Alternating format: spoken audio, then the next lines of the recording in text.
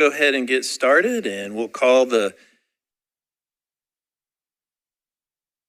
commission to order. Appreciate everybody coming down. Before we get started, if everybody could silent your phones so that we don't get interrupted, and we appreciate that. And I hope everyone is enjoying your summer. The weather's been great, but I hear it's going to be hot. So anyway, let's get right to our agenda. And so we're on item B, which is the adoption of the agenda. And commissioners, that was sent out earlier.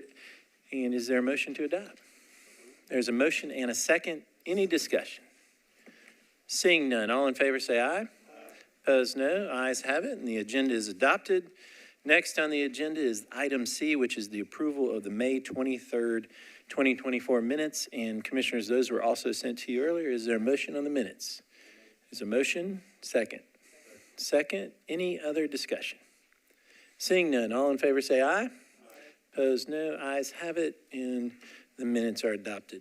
Next is item D, which is the recognition of the council members, and we just go by the council members that we see first come in. And so we saw Councilman Druffel first. If you want to speak now, or do you want to wait for the item, or come on up? Good to see you, Councilman. We'll turn the mic. Hold on, our microphones are a little sensitive. All right, good to see you, Councilman. Good to see you, Chair, and Commissioners. I'm going to keep this relatively short. I want to talk on the Brook Hollow subdivision, 2024 S-073-001. We had a great community meeting. Initially, we had some concerns about this area in terms of the character of the corridor in Harding, with the Nashville Next SP on oversized lots and some of the other issues that are, sort of require that character. You have to sort of drive down that road to see what that looks like. But after a great meeting with the community, some community leaders, we all felt really good that this would support that SP, and the RS-80 would meet that guideline. And with the conditions that we got from the developer, we feel really good in supporting this particular development. Thank you, Councilman. I believe that's item 12, just for the commissioner's information. Thank you very much. Thanks we appreciate it. All right. Next is we saw Councilman Koopman. Is he? Hey, there we go. Welcome. Thank you so much. I figured I would line up in the councilman line. Thank you, commissioners, for allowing me to speak today. I'm speaking in favor of the East Bank subdistrict of the Downtown Code. I'm really excited for this project to be moving forward. We had a community meeting earlier this week. Great turnout, about 20 or 30 people came. Some really robust questions and answers, but I think everybody had their concerns addressed. Our intention is to have you all hopefully pass it today, and then we've got another community meeting scheduled for July 9th as it moves through the Metro Council. So again, our goal is to be transparent and community oriented and connected, and I think we're doing a good job with that here, and hope you all support this endeavor. So thanks so much.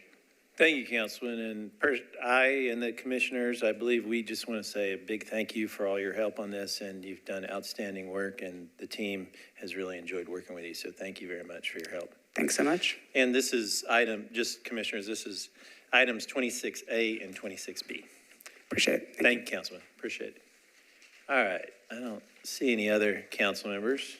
A lot of former council members here, but they're everywhere. And a former mayor.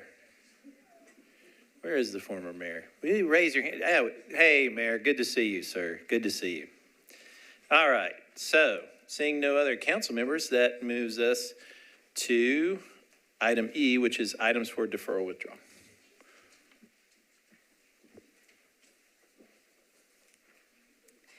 Okay, item E, items for deferral or withdrawal, starting on page 3 of your agenda. Item number 2, 2016 SP 019007 Silo Bend SP Amendment. Staff recommendation is defer to the July 25th meeting. On page 4 of your agenda, item number 3A, 2016 SP 040003 Bethwood Commons Amendment.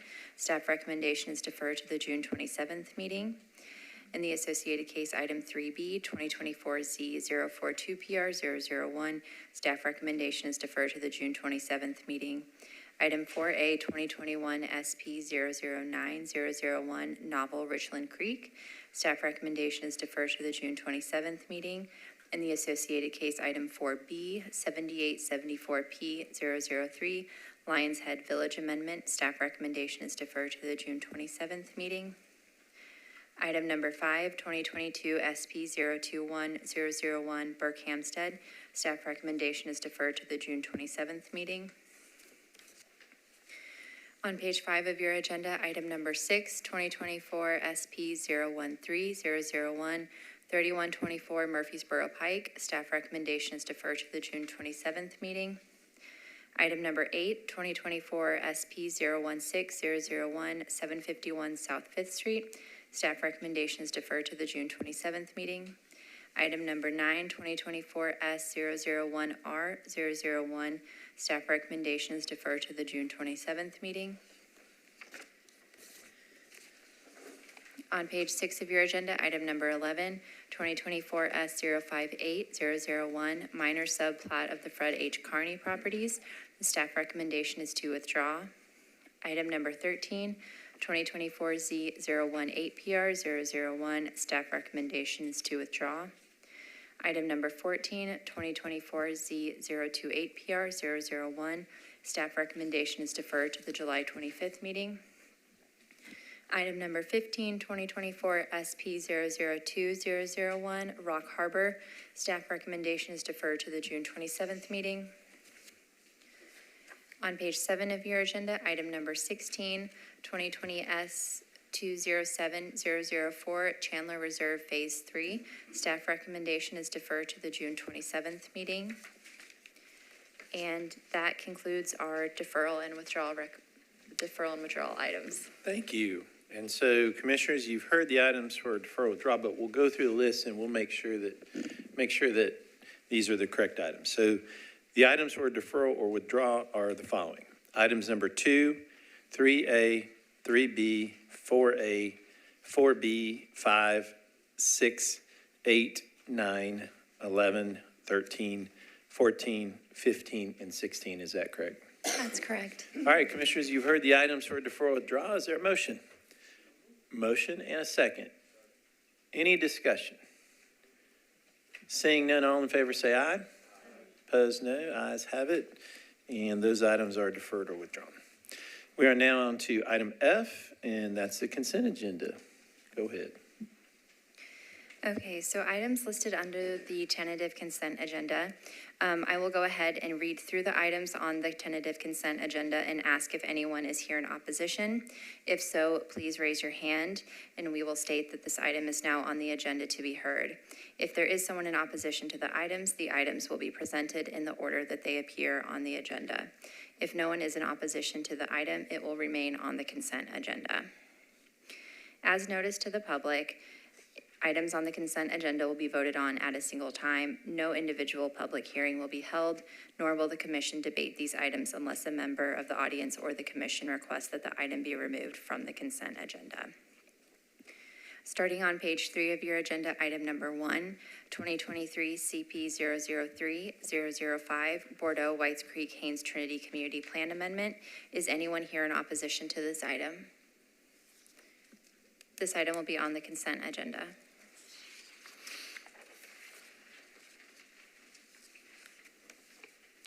On page 5 of your agenda, item number 7, 2024 SP014001, 6103 Mount View Road. Is anyone here in opposition to this item? This item will be on the agenda to be heard. On page 5 of your agenda, item number 10, 2024 S031001 Gillick Street. Is anyone here in opposition to this item? This item will be on the agenda to be heard.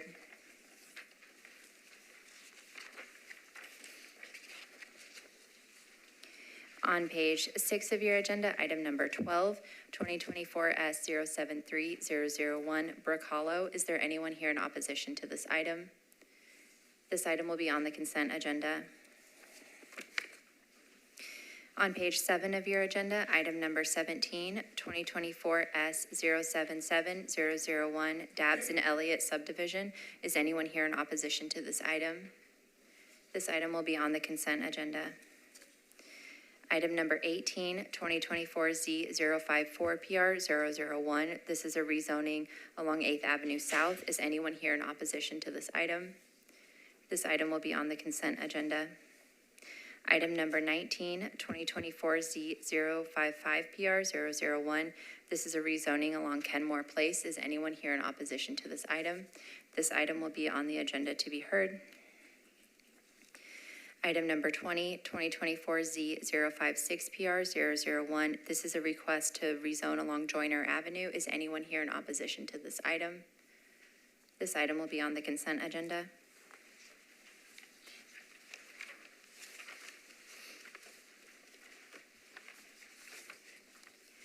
On page 8 of your agenda, item number 21, 2024Z060PR001. This is a request to rezone along Sylvia Drive. Is anyone here in opposition to this item? This item will be on the consent agenda. Item number 22, 2024Z061PR001. This is a request to rezone along Georgia Avenue. Is anyone in opposition to this item? This item will be on the agenda to be heard. Item number 23, 2024Z063PR001. This is a request to rezone along Mary Street. Is anyone here in opposition to this item? This item will be on the consent agenda. Item 24, 2024Z064PR001. This is a request to rezone along Belmont Park Court. Is anyone here in opposition to this item? This item will be on the consent agenda. Item number 25, 2024Z065PR001. This is a request to rezone along Ashland City Highway. Is there anyone here in opposition to this item? This item will be heard. Item 26A, 2024Z012TX001. In the associated case, item 26B, 2024Z067PR001. This is an associated text amendment and rezoning from MUI to DTC. Is anyone in opposition to these items? These items will be on the consent agenda. And is item 22, what? 22, can somebody confirm they were in opposition to 22? That's a rezoning along Georgia Avenue. Oh, present? No, okay, so you're not in opposition. Okay. Can we, 22. So let the record reflect that item 22 is added back onto the consent agenda. Okay, without objection. All right, commissioners. So you've heard the items on the consent agenda, and they are the following. Items number 1, 12, 17, 18, 20, 21, 22, 23, 24, 26A, and 26B. Is that correct?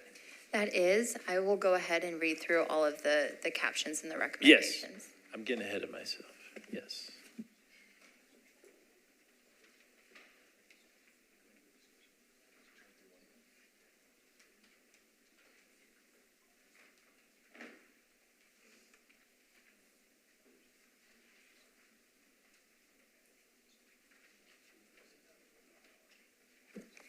Okay, ready to run through that? Thank you.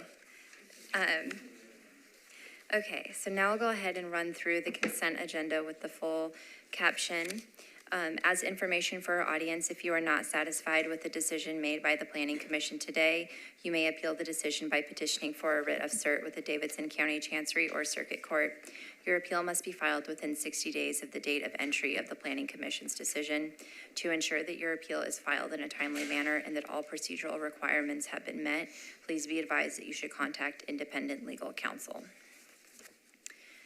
Okay, starting on page 3 of our agenda, item number 1, 2023 CP 003005, Bordeaux Whites Creek Haynes Trinity Community Plan Amendment.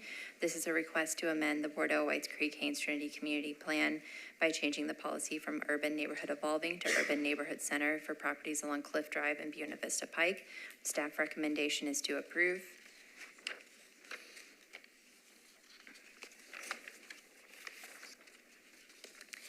On page 6 of your agenda, item number 12, 2024 S073001 Brook Hollow.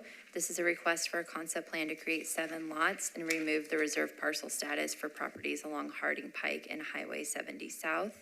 Staff recommendation is to approve with conditions including exceptions to Section 3.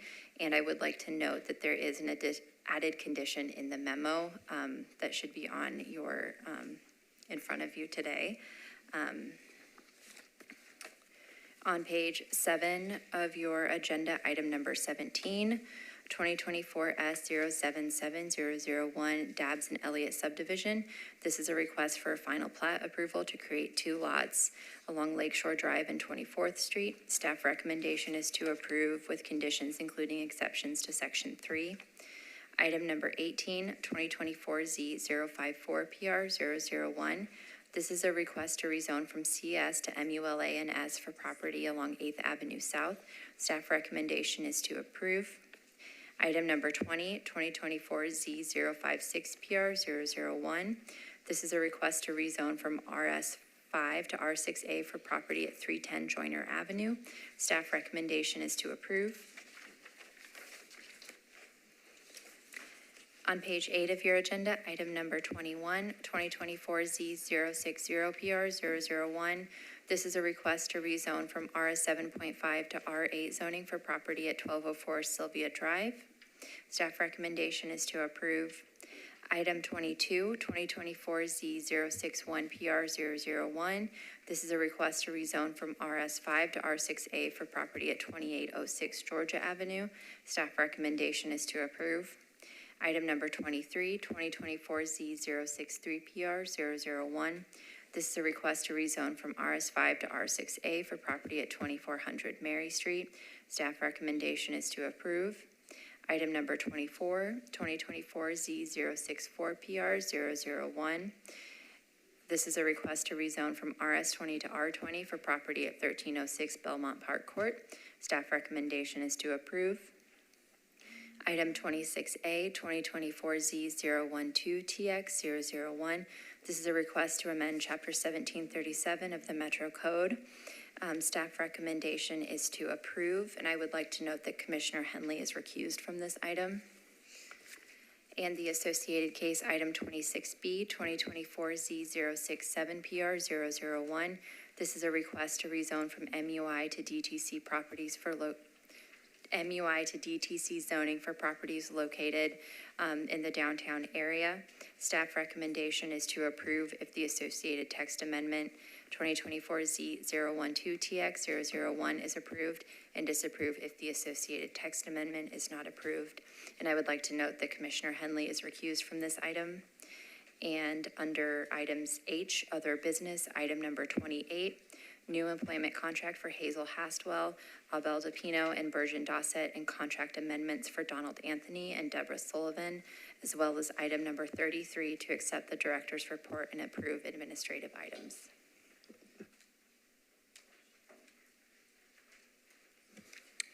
Thank you. And so, commissioners, you've heard the items that are going to be passed all together in the consent agenda. We'll go through these one more time.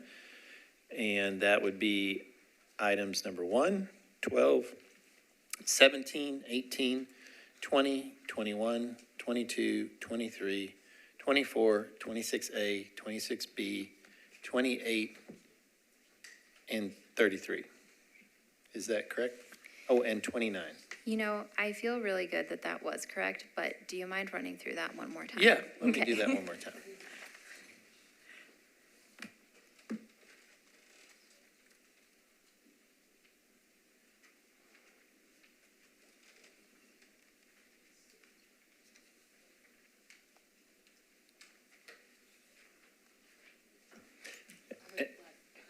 And so we're on item number 29. Is that on the consent agenda or no? Okay. Yes, can If we you would also stay, if you would add, read through that. yeah, Thank to the consent agenda, item number 29, the memo for DTC DRC member appointments? And let's just make sure, do the commissioners have any questions on item 29? I want to make sure everyone's comfortable. All right. All right, so we'll go slow. And so these are the following items that will be all passed at one time on the consent agenda. And those are the following. Items number 1, 12, 17, 18, 20, 21, 22, 23, 24, 26A, 26B, 28, 29, and 33. Is that correct? That is correct. I would also like to note that you should have a memo for items number 26 on your desk as well. Yes, and Commissioners, this item, item 26A correction. So you got that? It's, okay. Any questions on 26A additional? All right. All right, Commissioners, you've heard the items, and is there a motion to approve? There's a motion, and there's a second. Second, any other discussion? Seeing none, all in favor say aye. Opposed, no. Ayes have it, and those consent agenda items are passed. And so now we're on to item G, which is the items to be considered. And so we're going to consider the 4 items, which are items 7, 10, 19, and 25. So if you're not here on any of those 4 items, you can stay and watch the meeting because we're very entertaining, I believe. Right, Council Lady? But we appreciate y'all coming down. So we'll go ahead and start. We'll let everybody kind of leave the room real quick. We'll start on item 7.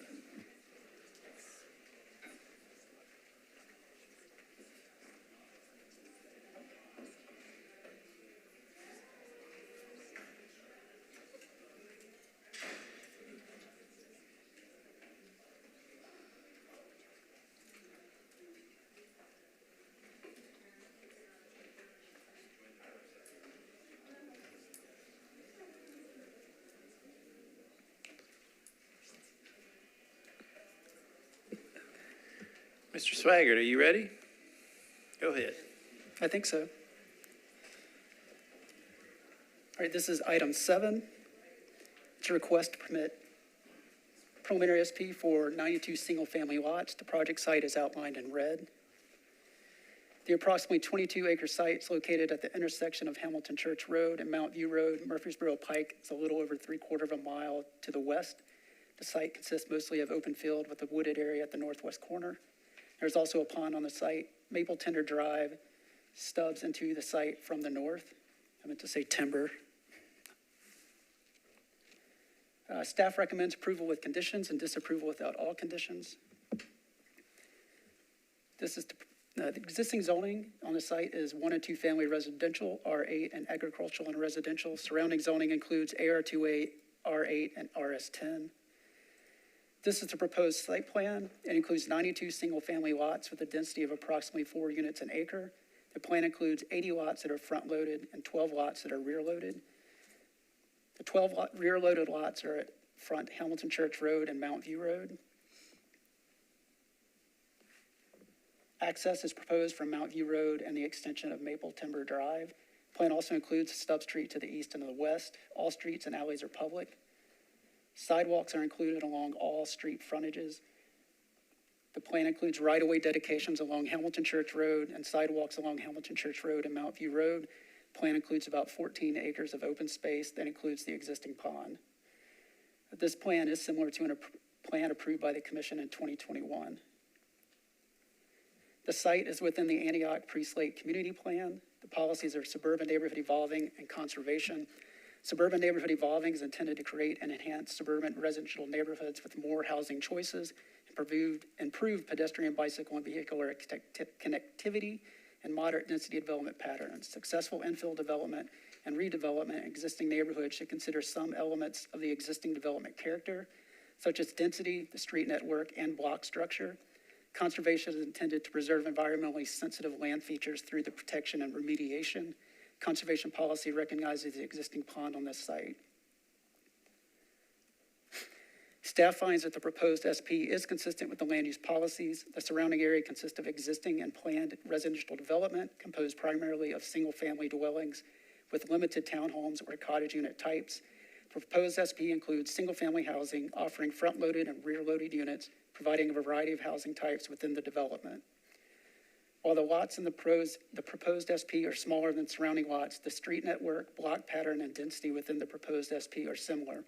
The SP will improve vehicular and pedestrian connectivity by incorporating future connections to adjacent parcels and providing a connection to Maple Timber Drive to the north. Maple Timber Drive is intended to provide access into the site.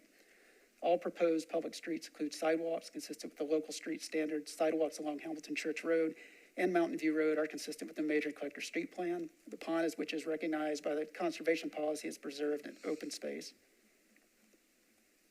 In conclusion, staff recommends approval with conditions and disapproval without all conditions.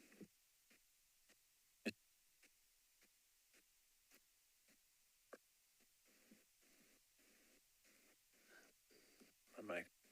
Hello? Can everybody hear me? It's blank.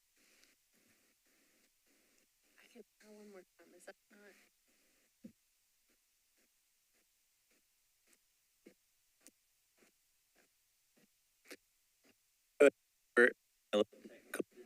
No. All right.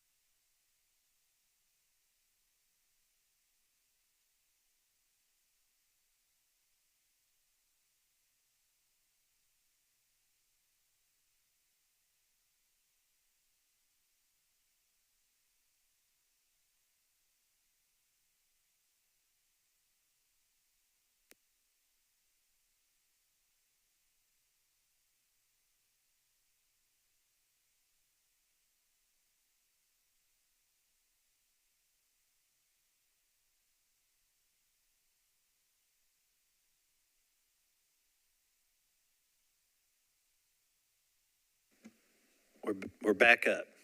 All right. Sorry for the technical difficulties, but just so y'all know, for the reason why we have to do this because it's recorded. So thank you. And so before we get going, though, so what we do, just there may be some new folks that have come down here, just to quickly go through how we operate, is we open the public hearing. The applicant has 10 minutes. They can save 2 of the 10 minutes for rebuttal. And then anyone wishing to speak in support first, and then after everyone's done, then we'll do anyone wishing to speak in opposition, rebuttal, council member, and then we'll close the public hearing and we'll deliberate. Just for a rundown for everybody, okay? So, thank you, Mr. Swaggart. We'll open this item for public hearing, and is the applicant in the room? Come on up, and you have 10 minutes, but you can save 2 of the 10 minutes for rebuttal if you would like. The timer is right there, and if you would state your name and address for the record, and we'll turn the microphone on. All right, thank you. Good afternoon, Commissioners. I'm Chris Cowan with Meritage Homes. The address is 2555 Meridian Boulevard, Suite 100, Franklin. We are under contract to purchase this property, and we were also the applicant when it came before the commission back in 2021. Just wanted to say hello again to y'all. Let you know we understand staff conditions, appreciate the recommendation of approval, and, I've worked with staff, I guess, over several years now and trying to get this plan in shape that could be supported. And I appreciate your support and glad to answer any questions y'all have, and I'll reserve my time for later. Thank you, sir, and we'll save 2 minutes for rebuttal. Thank you for coming in. All right, anyone wishing to speak in support? Come on up. Welcome back. Good to see I feel you. like I have to run all the way down. Hello, Jeremiah Wooten, 1828 Wild Oaks Court in Antioch 37013. I think this policy, as staff outlined, is very clearly aligns with the policy. This proposal does. I think just some unique characteristics here to highlight: the school right across the street from Mount View Road, which coincidentally, I normally teach middle school, but my middle school isn't doing summer school, so I'm actually teaching summer school at Edison right across the street from this site. So I just, an hour and a half ago, rode my bike from there down to Murfreesboro Pike, hopped on the bus, and got here. It's a really ideal location for what is clearly family housing, right across from the elementary school, allowing all these families to walk their kids to school.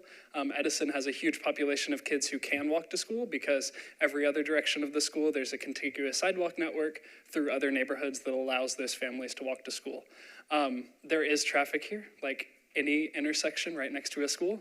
There is traffic, and that traffic happens for about an hour in the morning and an hour in the afternoon.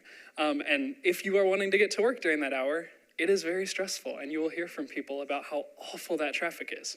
But the other 22 hours a day, there's not traffic. You can get through that light in less than one cycle outside of those 2 hours of the day. So that connectivity, not only for these homes, but also the connectivity through the site, will allow people in existing neighborhoods who currently don't have a contiguous sidewalk network to be able to walk to that school. And I know schools are just one use, but I think it's important to highlight that. And in these mixed-use developments, this is not one, but as we build mixed-use developments, we allow more and more people to make those options instead of having to drive and contribute to that traffic. So thank you for your time. Thank you, sir. Appreciate it. Anyone else wishing to speak in support? Seeing no one. Anyone wishing to speak in opposition? Come on up. If you would line up behind the microphone, and then everybody will get 2 minutes. And if you'll state your name and address for the record. Welcome. I don't want to hit any buttons. Okay, I'm going to put my stuff on the not button side. My name is Jennifer Samardak. My address is 3408 Maple Timber Drive, Antioch 37013. Just push the microphone closer to you. No, don't push the button. Just, yeah, you can, yeah, there you go. That good? Perfect. Starter time over. sorry, I y'all. interrupted. Sorry. There you go. Okay, my name is Jennifer Samardak. Last name is Samardak. My address is 3408 Maple Timber Drive, Antioch. So I am one of the connector streets, so I'm obviously very much invested in the outcome of this project. I attended the meeting that was held by our council person remotely. Ever grateful for the opportunity to do that and not fight traffic. That was held on May 15th and had an opportunity to see the plans and listen to the other people in my community speak on it, as well as to provide my own input. I feel that this development is typical of a dense development designed to profit the developers and decrease the quality of life for area residents. The streets are too narrow, the driveways are too narrow and short. It does not account for a household where there is more than one member of the household that has to get in a car and drive somewhere. Not to mention, it doesn't take into consideration that as young families move in, those kids are going to grow up and they're going to have cars of their own so they can get where they need to go. This leaves no space for family and friends to visit. So you think of all of the holidays that we celebrate. There's no space to put those cars. There's no space for when people get together and watch sporting events. Everyone loves the Titans. Except for me, maybe, I don't know. It also doesn't leave room for celebration. So we're talking about building an organic neighborhood that supports families. We're around a lot of actual physical building school locations in that area of Antioch, and we don't even provide enough space to celebrate our children's graduations. The road connections support making residential neighborhoods unsafe and use them as cut-throughs to avoid the traffic that builds up on Mount View and on Hamilton Church. I have to use Hamilton Church as my egress for the most part, unless I want to cut around the back way to Anderson, and that backs up at about 3:30, sometimes sooner, and on the weekends, it also backs up on inconsistent basis. I haven't figured out the pattern. If the area is to be developed, which I know eventually it will, I would like it to be able to support housing that needs to be, oh my goodness, nerves, and out of time, so that's perfect. Thank you. Appreciate y'all. Thank you. Welcome. Hi, I'm Brian Toll. I live at 3601 Laketown Drive, and if the development is approved, I'm in the connecting neighborhood within walking distance of that property. But currently, it's like Jennifer said, we're just out of space right there. Our neighborhood is already a cut through, and then this is just going to add to it. and the Hamilton Church area, Mount View Road, is so backed up. And I think it would be such a disruption to open up to that existing, the Maple Timber Drive. It would be such a disruption to that neighborhood, but then also if the property is approved or the development is approved, it's such a huge disruption to Hamilton Church and Mount View. But again, I'm all for growth. The gentleman before said, you know, it's got the school across, that's a plus. And the pond, saving the pond, that's a plus. But, you know, I'm just concerned with it being approved to the SP. Even the R8 or leaving it at what it's zoned as, if you just have to approve something, you know, the AR2A and the R8 is what it's approved at now, correct? Just like, and you know, I know the developer wants to get all those houses in there, but again, it's just would be such a disruption to that area. Thank you. Thank you. Welcome. Hi, my name is Diane Polnitz, and I live on Maple Timber Drive. So just like the other lady and this gentleman here, I'm very invested in the development. I was actually here in 2021 and opposed it. And I'm actually kind of disappointed because the developer essentially is showing the group the same exact plan. So he's wanting to build 90 plus homes. And just like she said, there was a lot of people on that call that I'd say half, there was 24 to 30 people that was in opposition for some of the reasons that she had just said. And I'll just kind of echo some of those comments. One was too much congestion at the stoplight of Hamilton Church and Mountain View. And I'll also say it's not just 2 times a day, it's through the weekend, it's all the time. That's a heavily congested area. And with the school right there at that corner, it's even more congested. Speeding, we have a lot of problems with speeding and racing on our streets. Maple Timber, the whole area is really a cut through from Hamilton Church and Mountain View. And I just feel like if they open up Maple Timber Drive, that'll be another cut through. And there's a lot of kids that play on the street. I don't see it being safety. As she said, the streets are very narrow. The driveways can really only allow for 1 to 2 cars, and the dimensions he gave us is pretty much the same thing. But now you're adding 90 plus homes in an already congested area. Another thing is the housing consideration. There is a lot of major developments already on Hamilton Church Road, and I've been there since 2007 and have seen a lot of flooding. So I'm really concerned about the pond that's there and the additional housing. Is that going to add to even more flooding that's already in the area? So just overall, just really disappointed in the fact that the developer hasn't tried to really listen to our concerns or come or meet us halfway. I understand you can't reduce the development by 50%, which was our request, but at least meet us halfway. And I understand that it's the Planning's Commission to have connectivity to Maple Timber Drive, and it's for safety and ambulance reasons. But for me personally, I think that we could meet in the middle. Maybe you guys can put a barrier on Maple Timber and help with that. So that's my opinion. Thank you, ma'am. Welcome. Welcome. How you doing? My name's Daryl Polnitz. I live at 3420 Maple Timber Drive. That's my wife. My concerns are dealing with flooding, and building these houses, are they got to have flood insurance? He's not being correct, like certain stuff, waste. You got animals over there. It's like the lots are too small. And the buffer in between where we at, I believe you said 30 feet or something like that, between our house, but I didn't see the buffer. And the stakes, when they went and rezoned it, staked the land out, the stakes was, one stake is like 5 feet here and one stake is 5 feet here. So every time they come back and get his zone checked, the stakes keep moving over and over and over. I don't get that. So, I mean, eventually he's gonna be in my backyard, on side of my fence. So those are my only concerns. We do have kids, like you said, it's a lot of traffic's going through there. It's a cut through, and the other streets are dead end.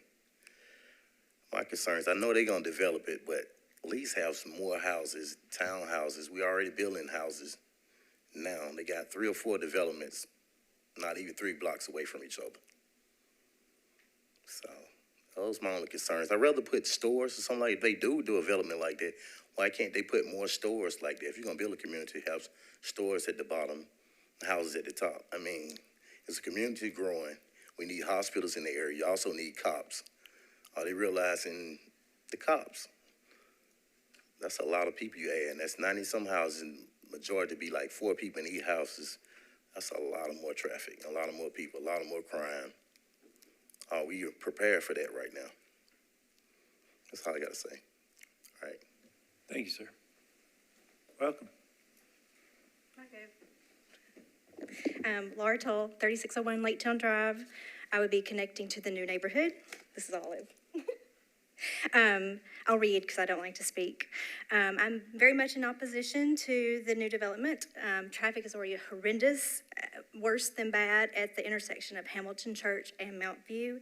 We spend much time trying to filter through that red light anytime we go to town at various times through the day.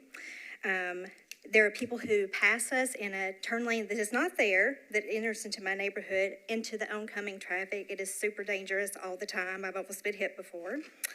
I'll speak to the schools also, being a former Metro teacher before I became a mama. The school reports that they would generate, it's an old one from 2022, 24 new students, and that would be completely inaccurate, I would think, from 93 houses. That would only be one additional classroom, which would be at Thomas Edison, which already is overcrowded directly across the street.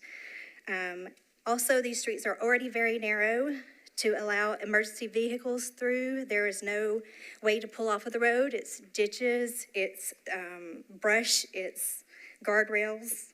So to allow emergency vehicles already is dangerous, and with additional houses, it would be more difficult. I am very, very much, for myself and my family and my neighbors, opposed to connecting this brand new neighborhood to my existing neighborhood through Maple Timber. It is a huge cut through, not only from Hamilton Church side, but from Anderson. We have people coming through and doing donuts. Someone crashed through our backyard where my daughter plays. Someone crashed into a utility pole right beside us. Someone crashed through my neighbor's house. We're at an intersection where there's many stop signs. So it is already a huge cut through where people are always blowing through the stop signs. We had someone running radar the other day, and it was just one after another. Thank you. Thank you. Anyone else wishing to speak in opposition? Saying none. 2-minute rebuttal.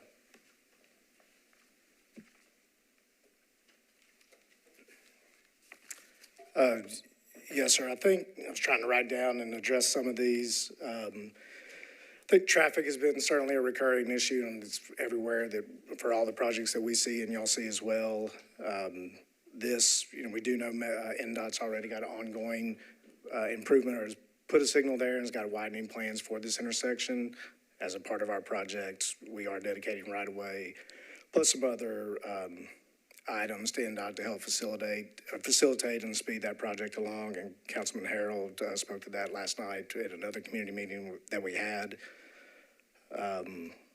School-wise, I think as a part of what you've seen in the staff report, additional crosswalks going in across Mountain View to allow for that pedestrian traffic to make it to the school. One of the gentlemen spoke about a buffer there on the north side. It is a 25 to 30 foot undisturbed buffer. That was one of the comments we heard during numerous neighborhood meetings, that we've revised the plan, and that would, I'm not sure what's going on with the stakes out there in the field, but that is something that would be a part of the SP if it were approved and carried forward from there. Then the flooding piece is something we've heard as well, and that's certainly, as Stormwater has noted in their staff comments, that if the project were to move forward, that all the stormwater guidelines that Metro has in place right now would be enforced to, mitigate any flooding, and more likely, I would say, probably improve the area based on current design standards. And happy to answer any other questions. Thank you.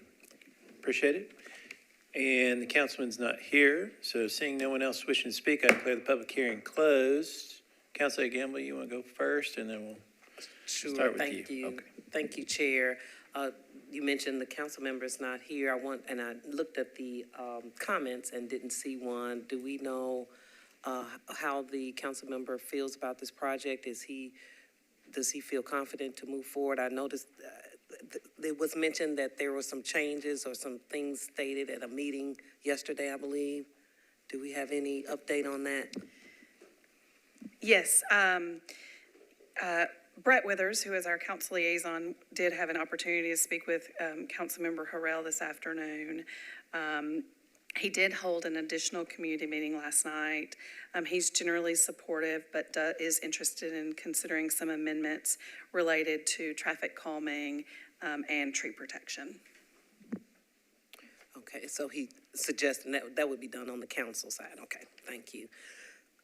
Well, it looks like a good project. I know we do need housing in the area. I do understand some of the concerns from the neighbors about the traffic and the flooding, and wondered if there are any, I do see some retention ponds, I guess, at the near Mount View Road. Is that what that is? If we can explain if there's any flooding mitigation plans within the development to address those concerns? Metro Stormwater reviews all plans that go to the Planning Commission and has approved the plan, so it meets all the regulations. And when it comes in for final, they'll take further evaluation to make sure it meets all the requirements. Okay, thank you. About the traffic, it was mentioned that a part of the plan includes a stoplight or a traffic light at Mount View Road. Is that at the, I guess not at the intersection of Mount View Road and Hamilton Church? Is that a part of the SP? Was that explained during the community meetings? I don't know who can speak to that. We're looking at it right now. We think there may be already a traffic light at that intersection. Okay. Was it, I thought I heard someone say something about a traffic light as a part of this plan. Crosswalks, improved crosswalks to provide for connectivity to the school. Okay. As part of this plan, there was a multimodal transportation analysis completed as part of the review. And so NDOT did review and approve that and included conditions related to that traffic mitigation. Okay, thank you. Well, it looks like this meets the policy and regulations. I do have some concerns, and I'm happy to hear that the council member is considering doing some amendments to address traffic and the connection to the existing neighborhood. Just for clarification on that connection, is that an open connection? Is that an emergency connection? Had any of that been considered? Are you speaking to Timber? Yes. Yep. That is a planned connection through that existing development. So it was always, when the commission considered it the first time, they considered that it would provide access into the site for street connectivity. Are there sidewalks in the neighboring neighborhood? That I don't recall, but I heard a no. Okay. There are not on Maple Timber, but there would be on all of the new streets. Right, and I wonder if there was any discussion or consideration for that. Just curious, because I know that is a concern when you have a new existing neighborhood that has the sidewalks, but the existing neighborhood that it connects to doesn't have sidewalks. That could create a challenge for pedestrians with more traffic coming through that new neighborhood. So just wondered if there was any consideration or discussion about that. No. Consideration or discussion for during the building off-site sidewalks? Yes. No. Okay. No, I don't recall that there were any discussions about that. With the multimodal transportation analysis, we would have looked at the impact of this.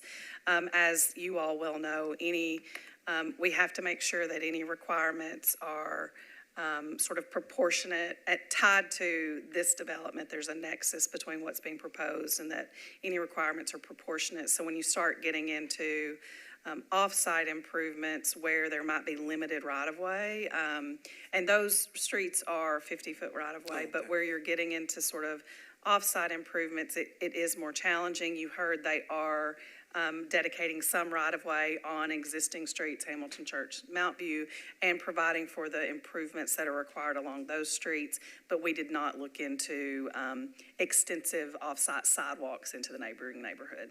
Okay. Okay, thank you. Thank you for that. I think I'll listen to some more comments. I'm happy to hear, though, that the council member is considering some more amendments to this project before moving forward on third reading with the council to address some of the neighbors' concerns. Any other discussion? Commissioner Leslie? I just wanted to make sure that you said that there will be sidewalks along the street, along the street. Yes, ma'am, all new streets proposed will have sidewalks on both sides and new sidewalks on the front edges. Now, do you know if there are any plans to widen the street at all? The existing street? There's right-of-way dedication, and they will be improving where needed. They'll be building sidewalks along Hamilton Church and Mount View, so they will be dedicating the right-of-way and making the improvements needed on that side.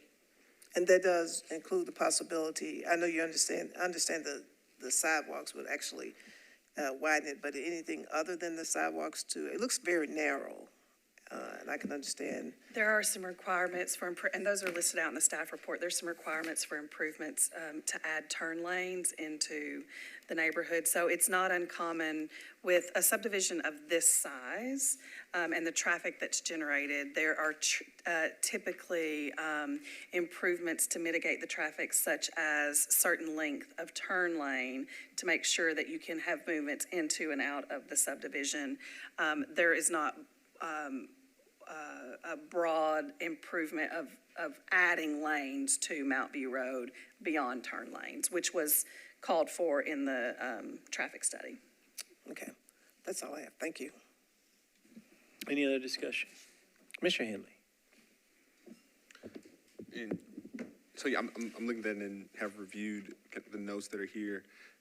And two things stood out to me. One, and this is probably, again, more of a conversation with the councilman, but it seems like, some of the neighbors have come and expressed some challenges that are pre-existing, and I'm curious if there's a traffic mitigation, traffic control, I guess I should say, particularly around speeding in the community. I know that's something that a few of our council members have effectuated since their time there, and it seems like that may be a strategy that should happen maybe even regardless of this, but I understand with that new connection and creating a potential, cut through that people are pretty likely going to take as if it's there during traffic time. It doesn't seem like there's a condition in here specific to traffic calming inside of the property, but I'm assuming those will all be public roads. And so then NDOT and the council member can use their purview to go and potentially instill that, and it would kind of capture this site as well. So typically there's a couple of different ways that traffic calming can be handled. There's a traffic calming program wherein existing neighborhoods can apply through NDOT, and all of those projects are ranked, and then neighborhoods are chosen based on different criteria to determine, it's basically ranking them by priority. And so I know that that's a very popular program. It gets a lot of applications, and so they're not able to choose every neighborhood that applies. The second way is that we have seen through SPs where a council member can ask the developer to work with NDOT for the new neighborhood to install some traffic control measures. Now, because it's a new sort of ground up development, they can typically have that happen where they can build the roads in such a way that it can calm traffic. It's more difficult when you start to go into existing neighborhoods and asking a developer to go into an existing neighborhood to do traffic control without the entire neighborhood sort of going through that traffic control or traffic calming program to agree on what the different treatments are. So for this neighborhood, I believe the council member is interested in having some conversations about traffic calming, which are easy to effectuate in the new neighborhood. Does that make sense? But Lisa, the commission, if it so chose, could add a condition that, sort of reinforced that and encouraged the developer to work with the council member on the new development to impose new standards. We've done that previously, correct? Okay. Yes. I don't think we'd want to delineate them because I think NDOT needs to do that, but I think you could add that, Commissioner. And so I'll follow that by saying, I think, creating a new inlet and outlet likely will encourage some of that behavior. And so I think it's something that we should encourage, at least in comments to the council member. But I do see there are some pretty extensive contributions being made to the intersection, the overall traffic program of the area, and also financial contributions to the intersection programming, it seems as well. So I think there is some consideration clearly already there. I think that may be if I was, making the case for it, that one extra step with the new inlet and outlet. Oh, good. Our system.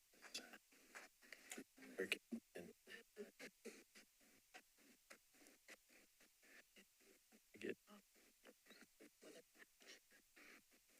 Nope. Here. Take it.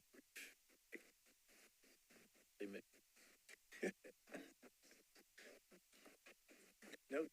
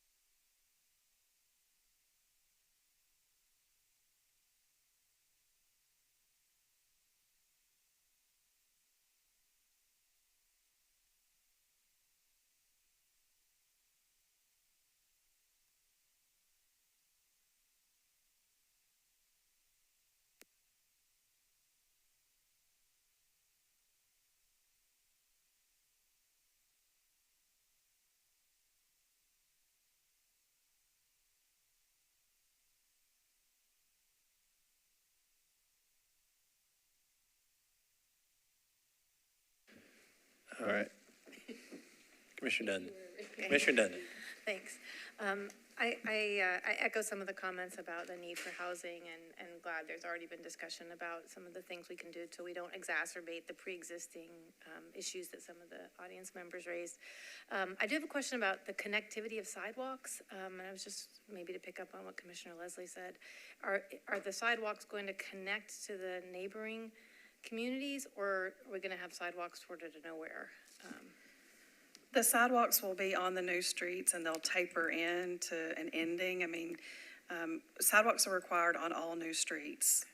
At one point, sidewalks were not required on any subdivision streets. And then we went a period where sidewalks were required on one street or one side of the street. And so it's not uncommon for us to have where there were subdivisions approved under one standard, meeting subdivisions that are approved under a new standard, and that the sidewalks don't necessarily align. But lack of sidewalks in an older existing subdivision would not mean that we would want to not have sidewalks in the newer subdivision. And actually, you've raised a really critical point to the livability of our city. And as Lisa's indicating, we've been through a journey with how to deliver sidewalks. And there was a court case last year that was not favorable to Metro. And so we are working with NDOT on sort of rethinking our approach to sidewalk development. When that's a little more ripe, we'll brief the commission. But what I would say on its face, wherever we've been, we would definitely recommend the sidewalks here, even if they don't connect elsewhere because of their adjacency to Mount View Road and extensions towards the school.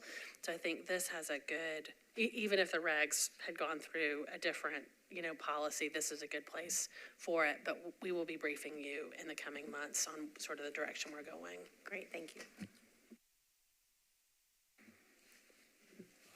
I just want a clarification on I agree with the comments that have been made, so I'm not going to restate those, but I want to be clear, like if we approve with the conditions and those conditions dealing with NDOT, working with the developer, then that final decision is with the council after the 3 readings. Is that the way it would work? Thank you, Commissioner. And one other comment on sidewalks. Oftentimes, our challenge with existing subdivisions that don't have it is that a lot of times you have to move all the utilities in it, electric, gas, all of that, water, sewer, and it becomes a really difficult proposition. And so that's another challenge that we face. I know we've gotten extremely aggressive, I believe, at least from a planning perspective. And as the director said, we've been on a journey. It's much better public policy now, but it is challenging. So thank you for bringing the sidewalk comment up. It's very helpful. Any other discussion? Maybe a motion from a commissioner? So I will say that I personally think, I want to thank the neighbors for coming down. I think heard you loud and clear. I think it would put my mind at ease if we put a extra condition in there to work with NDOT for traffic calming measures in the motion. So whoever, if that would be a suggestion. Any commissioners want to? Commissioner Henley, want to try it out? I'm always cautious with Very cautious. With hitting the mic now. Well, I'd like to make a motion that we approve the staff recommendation to approve with conditions and disapprove without all conditions, with the additional condition for the property owner and NDOT to work on additional traffic calming measures. That's a proper motion. Is there a second? Second, any other discussion? All in favor say aye. Opposed, no. Ayes have it, and item 7 is adopted. All right, so that leads us to item 10.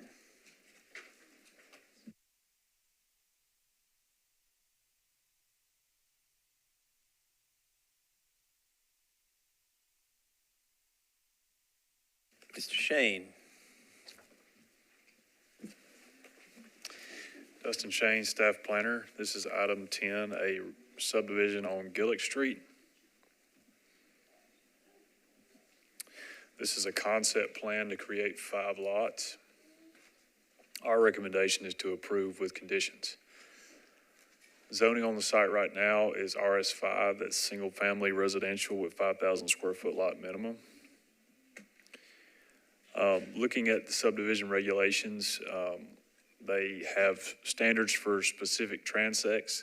This is in the T4 urban transect, and therefore we apply the standards of Chapter 3. This is the subdivision as laid out by the applicant. So on the top of your screen is Gillick Street. On the left-hand side of the screen is a railroad. There's a new public road proposed that extends perpendicular to Gillick into the site. You'll see that it ends in a stub out at the property line, also with a hammerhead turnaround for emergency vehicles.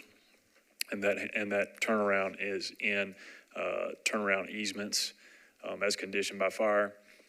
There's 5 lots proposed that are all 5,000 square foot at least, and then there's a stormwater maintenance area up at the intersection there. So this is a technical review, but this is before you because it falls under a major subdivision, as in section 2 of the subregs. That's because there's a new road proposed. As I said, it's in the T4 urban transect, so we apply Chapter 3. As you read in your staff report, all the standards of Chapter 3 are met by this application. It's T4 neighborhood maintenance policy. There is not a compatibility analysis required as there would be if this were on an existing street. This is on a new street, so it's establishing a new lot pattern. However, it's generally compatible with the lots that are in the area. There are lots that are about this size in that neighborhood. And then more importantly, all the zoning regs of the RS5 zoning district are met per Chapter 3. And then finally, as I said, there's a temporary turnaround with a stub out, and that's been approved and looked at by fire and NDOT. So because this meets the standards of Chapter 3 of the subregs, we recommend approval with conditions. Thank you. Thank you, and we'll open this item for public hearing. Is the applicant in the room? Welcome. Come on up. State your name and address for the record. 10 minutes, and you can save 2 for rebuttal. Thank you. Patrick Napier, 2002 Richard Jones Road. Thank you for allowing me to speak in support of the application, and I'd like to thank Dustin and the staff for working with us to satisfy. We had several rounds of comments from NDOT and fire just to make sure that we were meeting the minimum standards for safety for the terminus of the public street. I know that we had sent out notice pretty early on, and we had about 5 or 6 versions of the plan that we had to go back and forth with NDOT. So there was you might say, a protracted review relative to just having 5 lots in a new street. But we sure thank Dustin and NDOT for working with us for so long to get it correct. And we thank the staff for their analysis and their recommendation of approval. As Dustin mentioned, it meets all of the standards and requirements for a new major subdivision. And with that, I'll conclude my presentation. Happy to field any questions, and I'll reserve 2 minutes for rebuttal.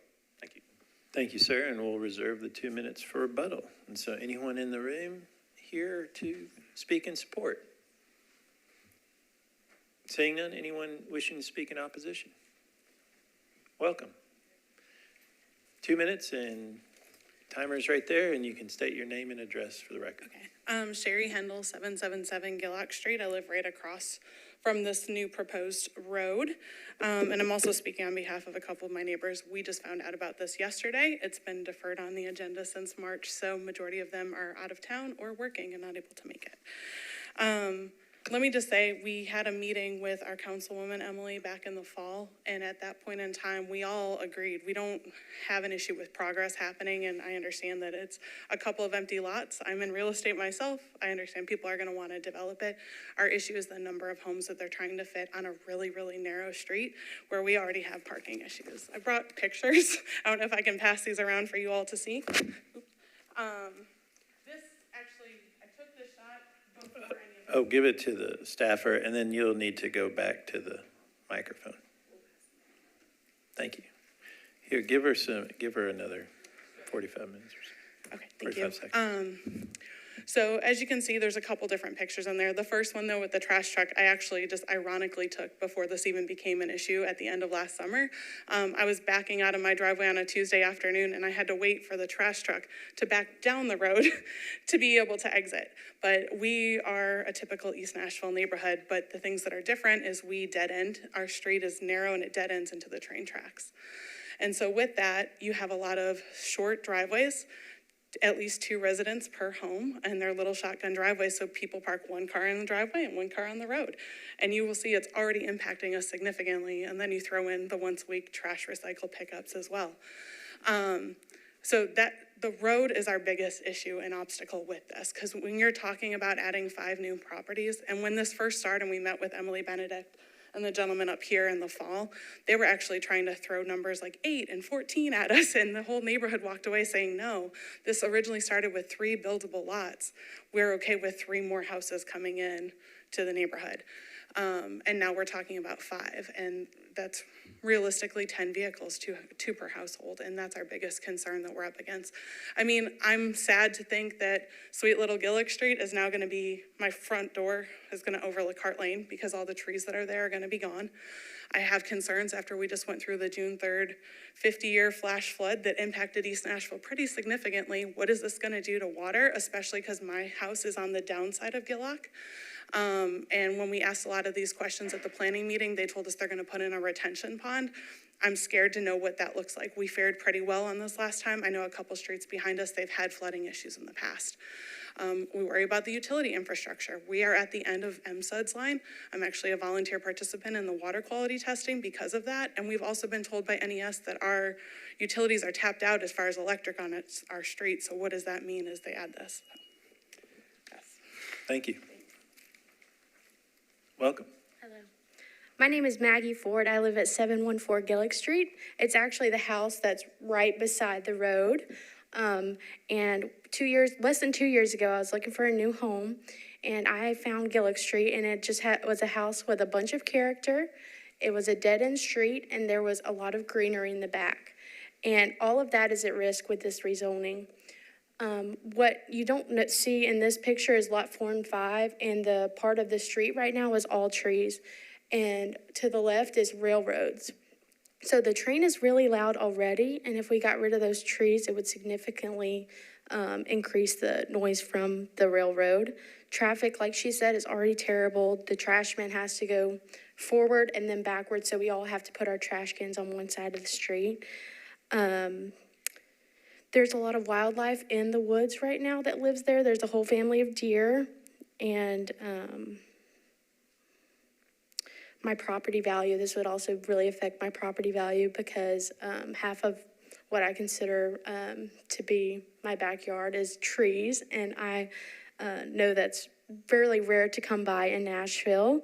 So, and the road directly by my house and the new lot is also directly behind my house. So my house will be encaptured 360 degrees by either a road or a house.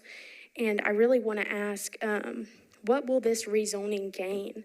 We're gaining 2 more houses. We already have 3 buildable lots. I'm perfectly fine with building 3 new houses. I think that would be great for our street. But I don't think that we should mess with the trees behind our houses because, and I was also told when I bought the house that that was never going to be built on, that it was zoned to not be built on and that would never change. And I just want to say that any positive that are gained from this rezoning, I think the harm will outweigh them for all of our residents right now. Thank you. Anyone else wishing to speak in opposition? Seeing none, 2-minute rebuttal.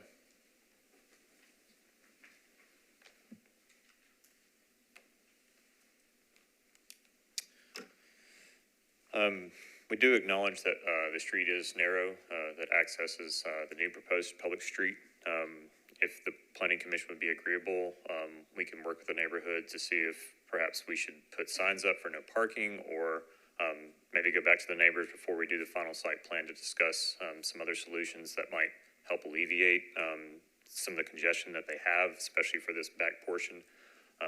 Perhaps the new public street will help accommodate a turnaround for new waste services that will be provided to the proposed lots. We are fully intend to meet the tree density units, and we'll work to preserve the mature trees as much as possible and still retain the ability to develop the lots to a considerable or consistent standard with the footprints that we see in the neighborhood for the existing housing. We'll also work to examine the storm outfall across the site and ensure that we're meeting all the stormwater regulations to make sure that we have zero runoff to exacerbate any flooding or runoff problems that the neighborhood is already experiencing. And we will also work to see if we can capture more than what we produce from the new footprints on the proposed lots. We'll also be required to submit plans to NES to make sure that power infrastructure is sufficient. If it's not, NES will likely require us to upgrade the infrastructure to make sure that we can serve power to the proposed lots.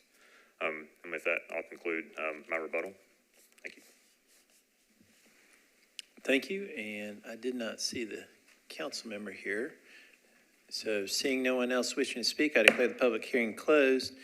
And commissioners, I think that this would be a good time to just review the difference between a rezoning and a subdivision request and talk about the difference of that and what our legal obligations are under those 2 different items, which are very different. So the previous item was obviously a rezoning. This is a subdivision, and it's under the subdivision regulations. And Lisa, if you could just review what the difference is, and then we'll get legal to talk about our legal obligation under subdivisions. Sure. So a rezoning is where someone is asking for a change in what is permitted on the land use at times, or change to what is permitted on the property. At times that could mean changing from something that only permits residential to something that permits commercial, or like what we saw in the last case, something that permits residential to permit a different density of residential. Subdivisions, on the other hand, are simply the creation of lots. Zone changes go to council. They're a legislative action and require approval of the Metro Council. Subdivision approval is fully within your purview. The state has adopted enabling legislation that grants cities the authority to adopt subdivision regulations, which you all have done. And so the subdivision of land, the creation of lots is under your purview. And it's always happening under the existing zoning. So it's no increase in entitlements. It is operating within the zoning that exists. Thank you, Lisa. And we'll get our counselor to talk about our legal obligation under subdivision regulations.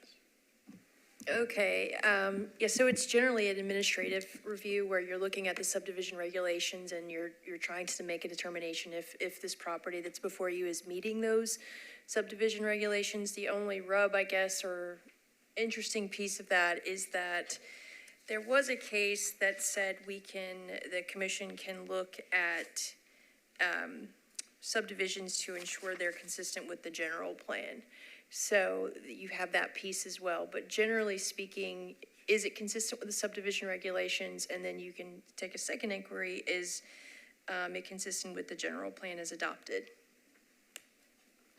Thank you. And so just a reminder to the commissioners, if we don't approve it, there has to be a very solid reason why it doesn't meet our own subdivision regulations. So when you're deliberating now, we easily can get sued if we don't have a specific solid reason on why we don't meet the subdivision regulations. And I know that we have been, and we take subdivision regulations very seriously, and we've changed them in the past when we've had issues. And so, but this case is under the current subdivision regulations, and so that was really good review. Thank you, Lisa and Counselor, for doing that. And I think that's an important review. So we'll open this item. We're on deliberation. And Commissioner Haley, you want to go first? Thank you, Chair. Well, first, I'd like to say, projects of this scale, I do have an affinity for them. I think, would like to thank Shane, because I think he did a really good job of highlighting, as well as in the staff report, kind of the context for the area and how it does align.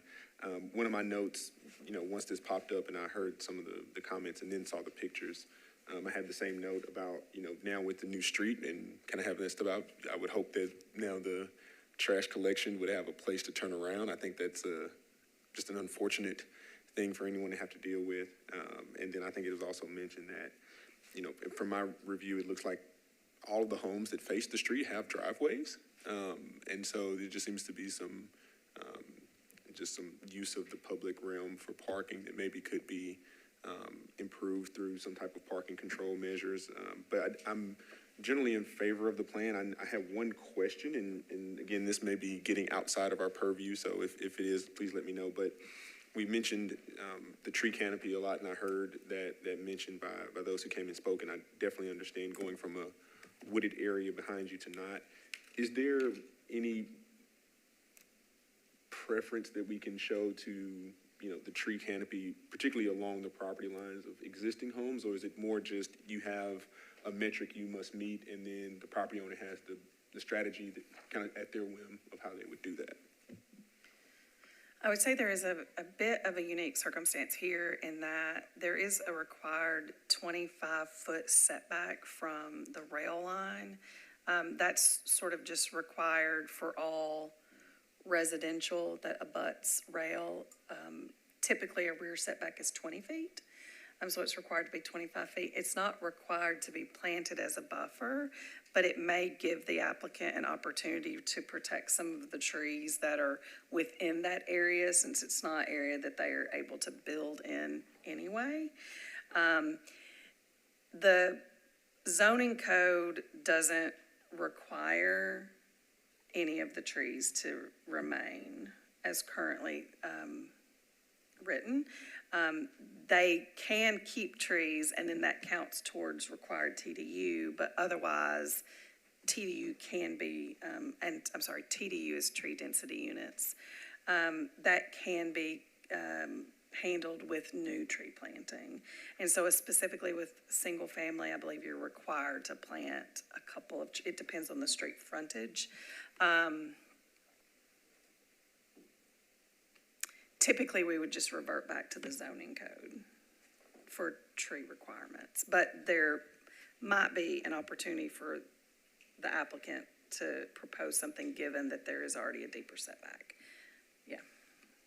But they might have to look at that with the final site plan when we look at actual construction plans. Yeah, well, thank you for that, Lisa, and that was very helpful. I think for me, it's more of an ask, I guess, of putting it out there that, be heard. I would think that the property owners would appreciate when you're working through that exercise to look at possibly just a stronger amount of tree canopy immediately adjacent to their property line. Any other discussion? Commissioner Clifton. Since it is, we don't have a lot of strong discussion about subdivisions, at least recently, so it's probably worth noting that, the summary is in the report from the staff, and it's a short one. The proposed subdivision meets the standards of the subdivision regulations for major subdivision and the standards of the zoning code. Legally, can we, in light of that, do we have the authority to say no under existing case law and our proposed our current regulation? Well, before the counselor answers, we have to have a specific reason why it doesn't meet the regulation, is my understanding. Is that correct? Right, you would want to articulate from the subdivision regulations, what you found did not meet the subdivision regs. So they're coming to you and saying they believe it meets it, just like other things that come before you. If you were to find something in the regs that you didn't believe were met, then that's something that you could vote on. But here, they did their homework and they're saying that it's met. And so for a motion to be made, you would have to have a reason that it hasn't been met. And Commissioner, in the past, if things like if there's no sidewalks, well, our subdivisions require sidewalks. Or if the setbacks are wrong, our subdivisions require setbacks. Right. It has to be a very concrete, solid reason to not approve. And we've been through this before, just saying that it doesn't meet the lots next to it. That's not enough, I believe, in my mind. I understand that.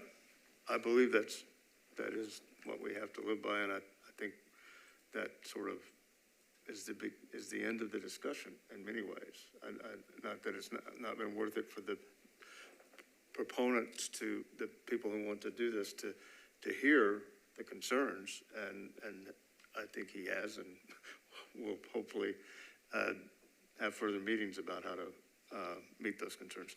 But we don't have any specific reason that justifies us saying no to this one, I think. And so I would be prepared to move that we adopt staff recommendation when you're ready for that. Commissioner, I think a couple other commissioners want to speak, but we'll come back to you to make the motion. Commissioner Leslie. Thank you, Mr. Chair. Isn't there certain articulated reasons that we have to fall in within a guideline in order to disapprove it? It's not just, don't you have a criteria? Maybe I think it's 3 or 4 that could be articulated that says, for the public, that if we disagree, it has to be for one of these reasons. Isn't there articulated criteria? Yeah, we'll let our counselor answer that. Yeah, I think what you would do is you would look to see which subdivision regulations this particular project is triggering, and then you would work your way through those regulations to ensure that they are or they aren't being met. Maybe you're asking me about the general plan piece. I'm not sure if that's where you're going, but as far as like a set of, go ahead. Oh, no. So I thought I heard prior that there were certain, in order to deviate or disapprove or disagree with what has been asserted, there would have to be certain particular criteria that we would have to use. 1, 2, 3, 4, or whatever. Okay, here. So as Ms. Milligan mentioned, we've created subdivision regulations which give us guidance on where to place streets and how to develop lots within the existing zoning. And so those subdivision regulations are found in Chapter 3 for this section, for this type of development. And essentially, if we determine as staff that the proposal meets those regulations, then we will prepare you a report of approval. But you, as the commission, can make an independent evaluation against those same regulations and say, we find that it doesn't meet a setback or pose those questions. We have found that it meets the subregs. And so I think if you wanted to disapprove the proposal as you're asking, you would need to identify one of those characteristics in the subregs.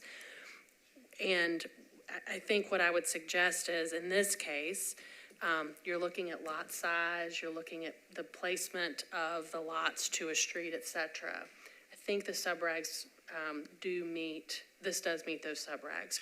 One note I will offer, perhaps as a clarification to the folks who have spoken, is that the question about density and the lot size is really a function of zoning.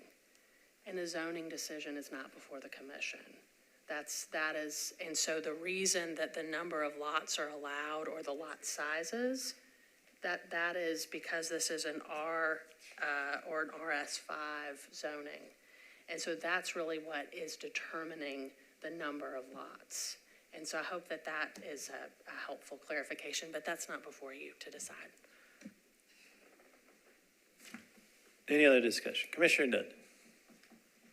So we don't have discretion to deny this if we agree that, as the staff has presented, it meets all these regulations. We must approve. Unless we want to get sued. But right. Okay. Which we have been. And we have, the commissioners, I say this all the time, reasonable minds can reasonably differ. But we always like to have a very concrete reason. So under That makes sense. the subdivision regulations, you would need to say under, section 3.5, which is infill, it doesn't meet this. Or if it's the setback portion, or if it's, or if it's the street size, or we have done it if we think there's a harm, or it doesn't meet a certain federal regulation, or a state law. But the staff is generally always protecting us with our counselor to make sure that and then that's why the staff works with, and landowners who currently have a zoning, a property that's zoned, they buy it, and that's their property right until it gets either downzoned. But the case in front of you is the subdivision regulation. So a follow-up question, I guess, for staff is, since you guys are obviously much more closer to the details, perhaps, than when we arrive, is there a process, from reading the evaluation of whether it meets the regulations, it seems pretty solid. If there was ever a regulation that you were looking at and it was iffy, or there was, it was a question, it was a subject of debate within staff, would that be reflected in your report? Okay, because I know it is in the zoning, and when I read your reports for zoning, but I was curious if we would see that there was a debate or it was a close call on any of those regulations. Typically, what you will find with subdivisions is that they will not come to the planning commission if there is a debate about whether or not it meets something in the subdivision regulations, because we will go back to the applicant and say, your block is too long, or you don't meet the turnaround requirement, or your intersection is not at a 90 degree and it has to be. And so we go through an iterative process, and this has been under review for several months. And the process is generally that the plan that you all see that comes to the commission looks different than the plan that is first submitted, because we have been working through those technical standards. But also, there are times when you have discretion, and we will enumerate that in the staff report where it's not necessarily a gray area, but where you have a choice. I would say, based on what I've heard today, even though it doesn't meet the subregs, you could, for example, add a condition that the applicant, prior to final site plan, evaluate the space next to the rail for landscaping. You might ask that Lot 4, which separates sort of the new development, asks them to evaluate a landscape fence. And I would not recommend requiring it because it's not in the subregs, but I think there you can use some discretion and say, based on what we've heard, we'd like to modify and see if we can help address some of the comments. Thank you. So we do have the right, though, to change the subdivision regulation. So if we feel like.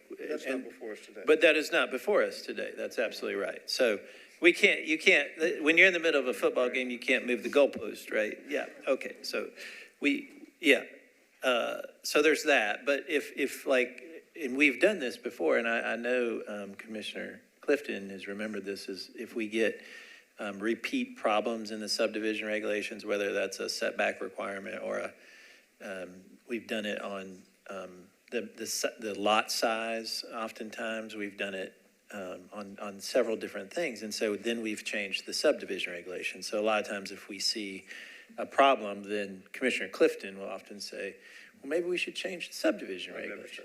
No, maybe. But we have done that before. If the staff and the commissioners see consistent problems within subdivisions that are getting built. But before us today, we can, hearing the people speak, we hear you loud and clear. We're all volunteers. We want to do what's right. And so we can urge, but we, and our council will remind us of what we can and can't do. I killed it. Wait, it's back. It's back. It's back. Oh. Once again, I saved the day. It's like, I don't know. It's why I'm here. I want to caution the road we're going down because it's true what the chair is saying that you follow the subdivision you follow subdivision regs. If it meets the regs, you're good. But what I said earlier, and I want to make sure that we're sort of driving that point home, is that you also have the ability to make sure that it's consistent with the general plan.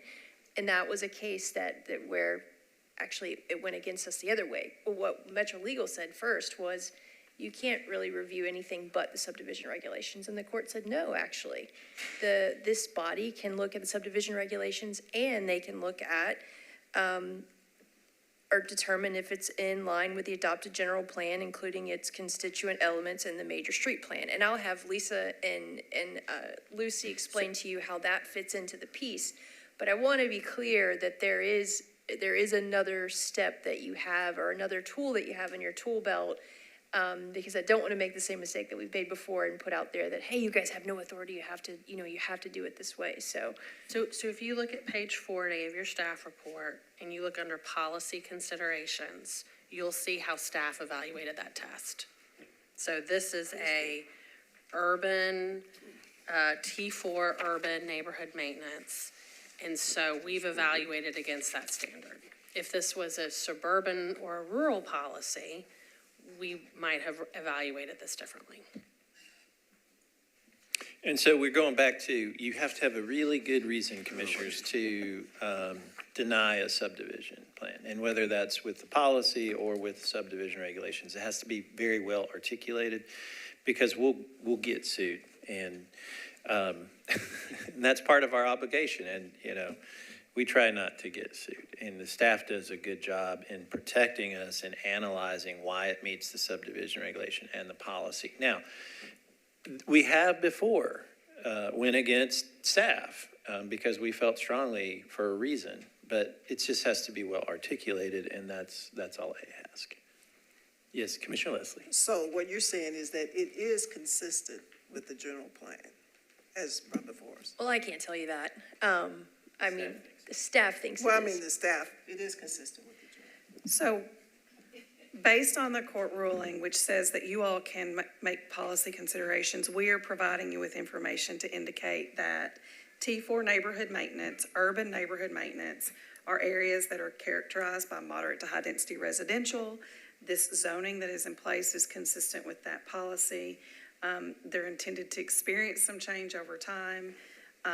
That efforts should be made to retain the existing character of the neighborhood.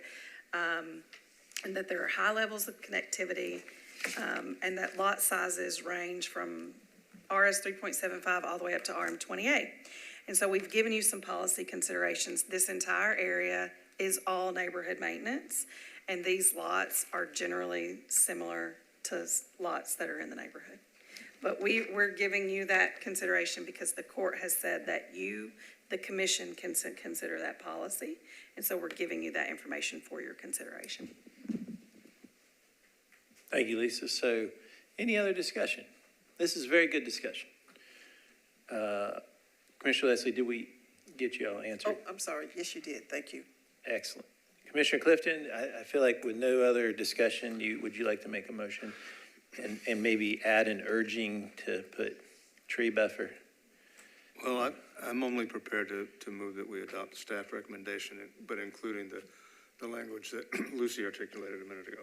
Which is to urge the applicant to, prior to final site plan, urge the applicant to develop a tree buffer plan adjacent to the rail line and evaluate a tree buffer on lot 4 adjacent to the existing homes in consultation with those homeowners, and we'll look at it at final site plan. Yes. That's a proper motion. Is there a second? Second. Any other discussion? Seeing none. All in favor say aye. Opposed, no. Ayes have it. And item 10 is adopted with an urging. Now we are on to item number 19.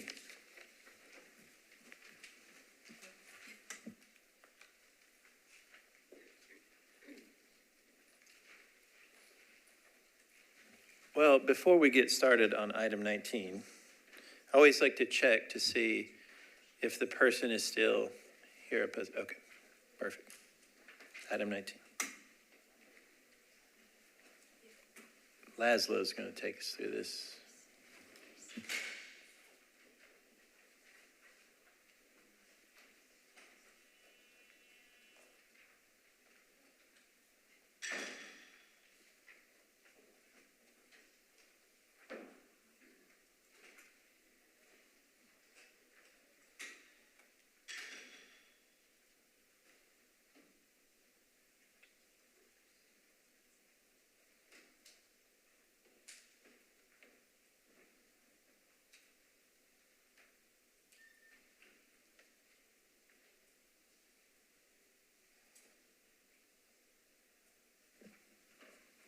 Okay. Good evening, Commissioners. Laszlo Martone presenting item number 19.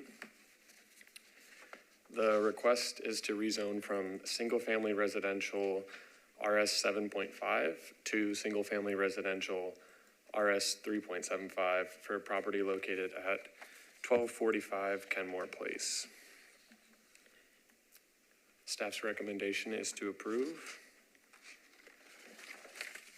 The application consists of one parcel outlined in red, which totals 1.2 acres. However, the rezoning request is solely for the portion of the parcel that is shown in gray on your screen. This portion of the property is approximately 0.68 acres. The entirety of the property has been zoned RS 7.5 since 1998. And contains a single-family home. The surrounding properties are zoned RS 3.75 and RS 7.5, and the surrounding uses are primarily single-family residential. The property is located within the urban neighborhood maintenance policy, which intends to maintain the general characteristics of existing urban residential neighborhoods. You also notice that there's the property contains a small portion of conservation policy towards the rear, which is associated with a stream buffer. As mentioned, the request to rezone to RS 3.75 is solely on the undeveloped rear portion of the property, which I've highlighted on the screen as the area to be rezoned in green. The front portion of the property will be retained as RS 7.5 zoning. And this maintains the existing lot pattern along Kenmore Place. The property is particularly deep along this street, and it has more underutilized land towards the rear than the other properties in its vicinity. Additionally, the rear portion of the property has proximity to existing infrastructure on Lovejoy Court, which makes it more appropriate as a location for smaller infill lots. If subdivided, the proposed RS 3.75 zoning could allow for the creation of lots that are similar in size to those directly to the east that you'll see on Lovejoy Court. Any future subdivision application would have to meet the requirements of the Metro subdivision regulations, which we just got briefed on. And that would likely include the extension of Lovejoy Court. Staff finds the rezoning request to be consistent with policy goals and the urban neighborhood maintenance, as it maintains the existing development pattern along existing streets, and therefore we recommend approval. Thank you, and commissioners will open this item for public hearing. Is the applicant in the room? Come on up.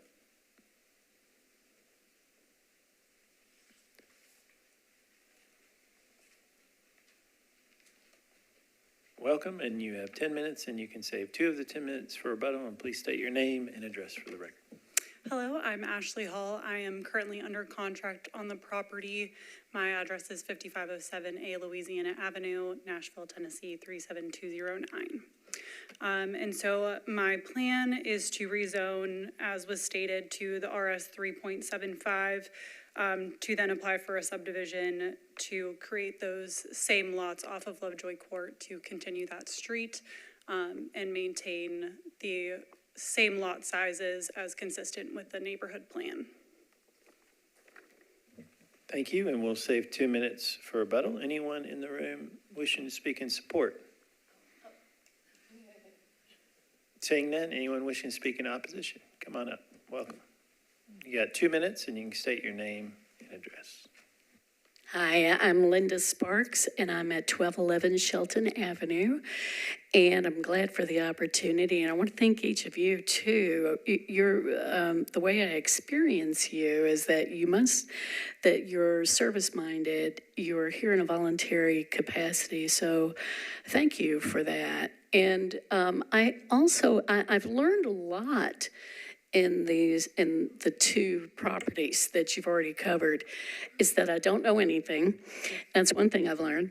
And the other thing I've learned is that there's a certain helplessness as far as the action that, the public can take and that you guys can take. Otherwise, there are lawsuits involved. So developers might just have a certain advantage, is the way it seems here. So subdivision-wise, what I'm here to talk to you about, that's kind of off the table. But hey, I'm lucky because we got a rezoning matter here. And you might wonder why I care about such a small property. And when you've got lots bigger fish to fry, but I care because I'm a weary Nashvilleian. And I'm tired of hammering, and I'm tired of sawing, and I'm tired of traffic. And NDOT may have already said, hey, this little bit of property isn't going to affect matters deeply. The fact of the matter is we're saturated, or it seems that way to most Nashvilleians. So my opposition to this property is, if you can do something about rezoning, hey, and if you don't have to rezone this, don't, especially since Lovejoy is just going to get deeper and deeper and deeper. How far will it go? Don't know what the developer will do farther down the road, so let's stop it now. Thank you. Welcome. Hello, my name is Jennifer Boyer, and I own the home at 1220 Kenmore Place. And I will also say the notice of rezoning caught my attention. The street of Kenmore Place is fairly narrow street. And in some place it narrows so that there's only a single lane. And so my concern was, I originally was told this was going to be subdivided for 7 single-family homes. And I don't know if that's still accurate because I think something changed. But that really got my attention because of how narrow our street is. We're also dealing with additional traffic from the development at Riverside Village that is at the corner of McGavick and Riverside. I wanted to mention how wonderful Kenmore Place is for those in the neighborhood. It runs parallel with McGavick Street, which has sidewalks, but is a heavily traveled thoroughfare. Kenmore Place does not have sidewalks, but it's currently a quiet street. And so we get a lot of walkers with dogs and children that come not just from those of us who live on Kenmore Street, but also from those who live on McGavick. And so my concern is the additional density, the traffic, and then just the degradation of the beauty and the quiet of our neighborhood.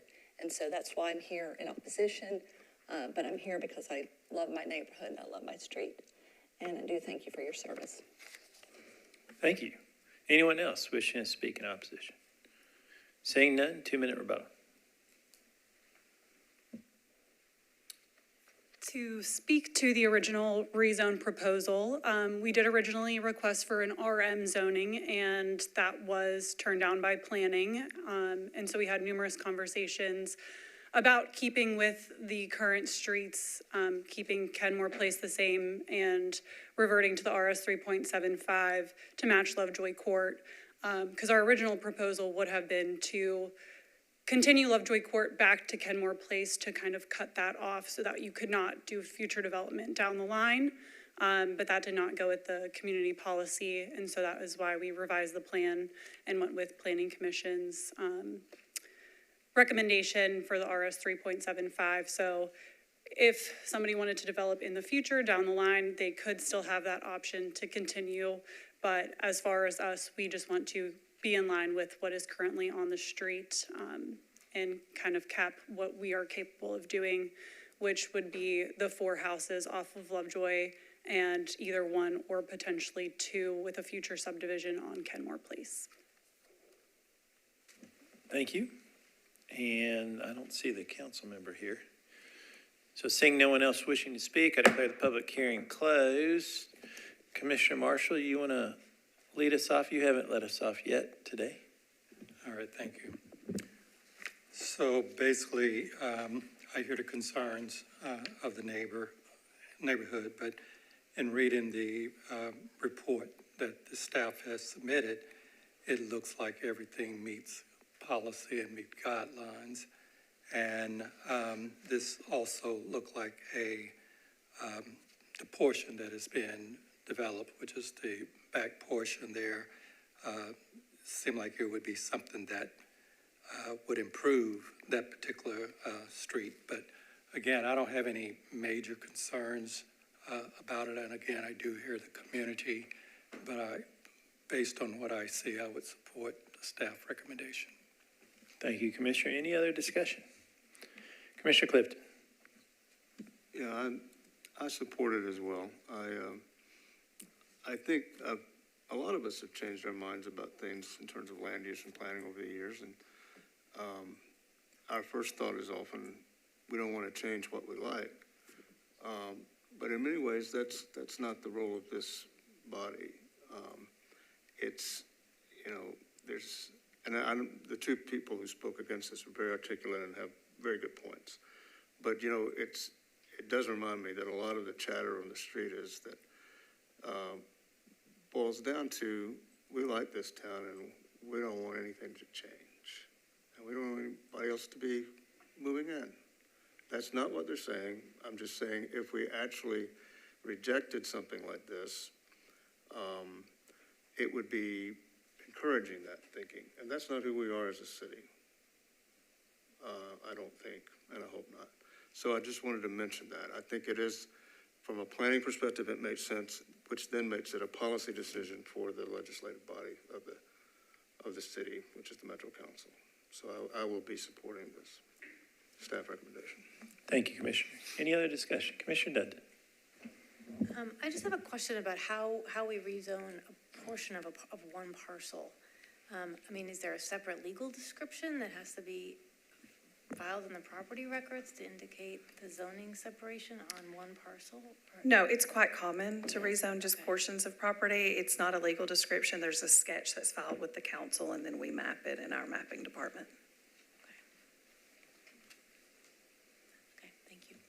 At some point, it will likely be subdivided along, if this was approved and it's approved by the council, then it would likely be subdivided along that zoning line. And then you wouldn't sort of have a split zone situation anymore. You would have separate parcels that are zoned differently. Is there a minimum, like, number of square feet within one parcel that you would even entertain having a separate zoning on? Or does it really just depend on what's being It depends on what's being requested, but typically we would be, in this case,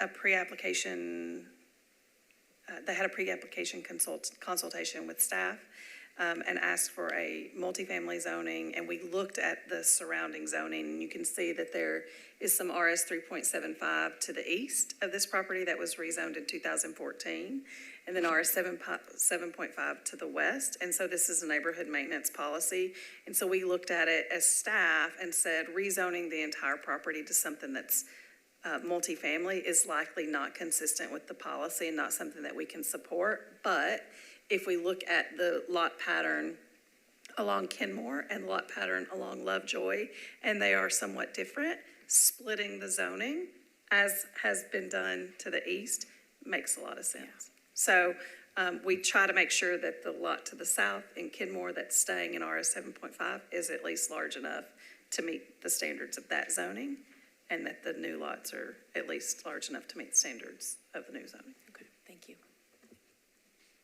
Any other discussion? We will need a motion. Is there, Commissioner Clifton, you want to? I move we approve staff recommendation. That's a proper motion. Is there a second? There's a second. Any other discussion? Seeing none, all in favor say aye. Aye. Opposed, no. Ayes have it, and item 19 is adopted. That leads us to our last item. Well, our last item to be considered in public hearing, which is item 25. But let's, we still have opposition for item 25? Yes, sir. Okay. Item 25. That's really where that decision. I don't think I made friends with these people.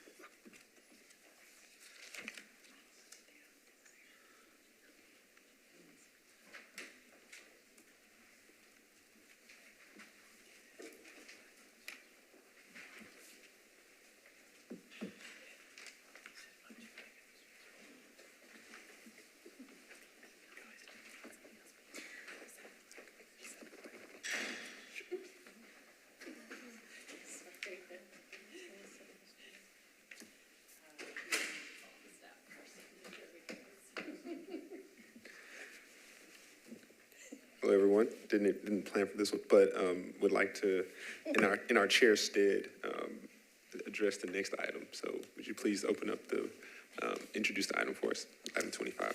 All right, this is item 25 on your agenda. The request is to rezone a 0.53 acre property at 4212 Ashland City Highway from single-family residential, or RS15, to multifamily residential, no short-term rental, or RM9 NS.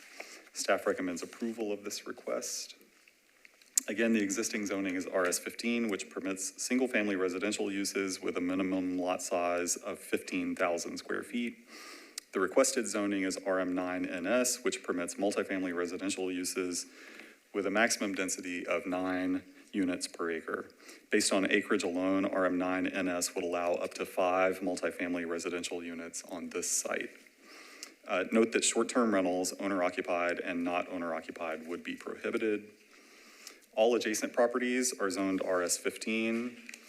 Approximately 220 feet to the northwest, there are commercial or CS zoned properties, as well as an SP that permits both attached and detached single-family residential units.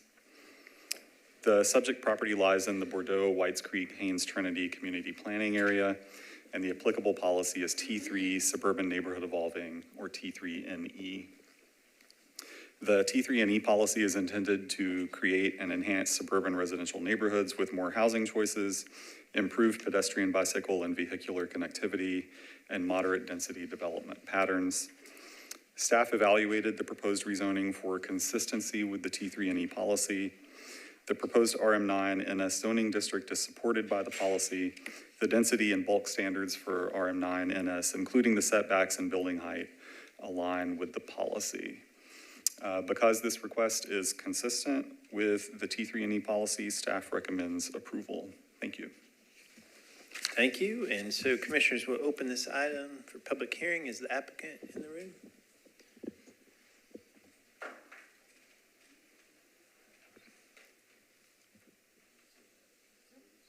All right, since the applicant is not here, is there anyone wishing to speak in support? Seeing that anyone wishing to speak in opposition? Come on up, welcome. And you have 2 minutes. Please state your name and address and welcome. Hello, my name is Charles Darby, and I reside at 4219 Ashland City Highway, which is the home directly across the street from this proposed development. And I'm in opposition because of the challenge that it is already to find a single-family home to support a growing family in Nashville, which my family and I just recently acquired this property last year.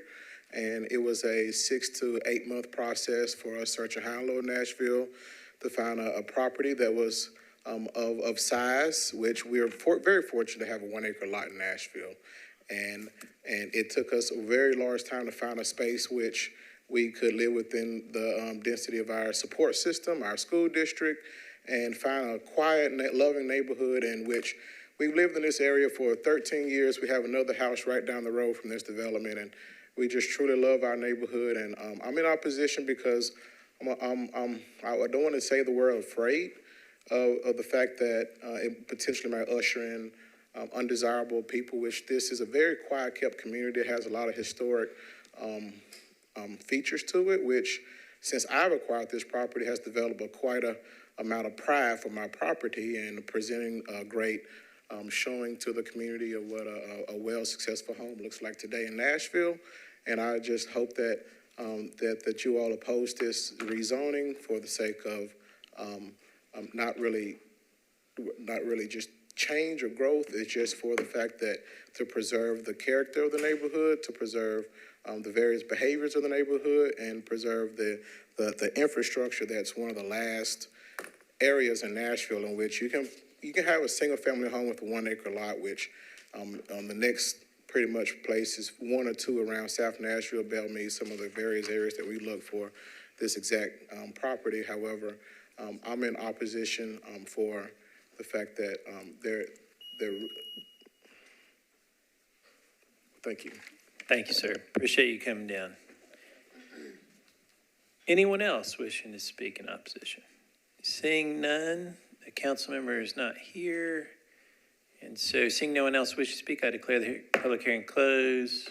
Commissioner Leslie, you want to go first? Thank you, Mr. Chair. Did I understand you say there would be about 9 houses on this lot, or did you say? Based on the size of the lot and the maximum of 9 units per acre, they could possibly get 5. 5. And would they require a road or anything, or but because it's on the corner? I think that would be based upon the actual development that would be proposed, and we have not seen a development proposal yet. Thank you. Thank you, Mr. Chair.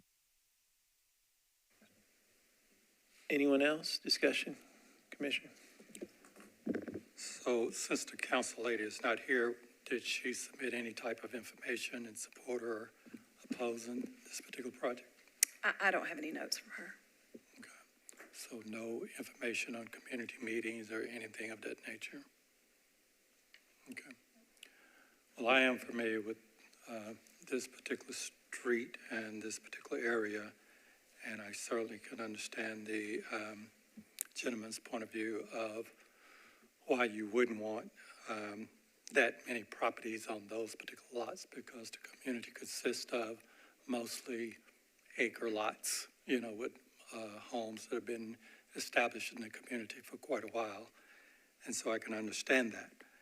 It just would be interesting to hear what the council lady and what the community, because there are several homes on that street, and I'm surprised that if there was that big of a negativity to it, why nothing has been, wasn't heard about it or anything of that nature.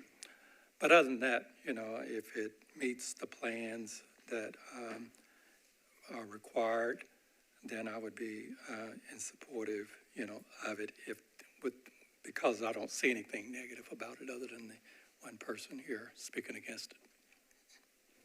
Thank you, Commissioner.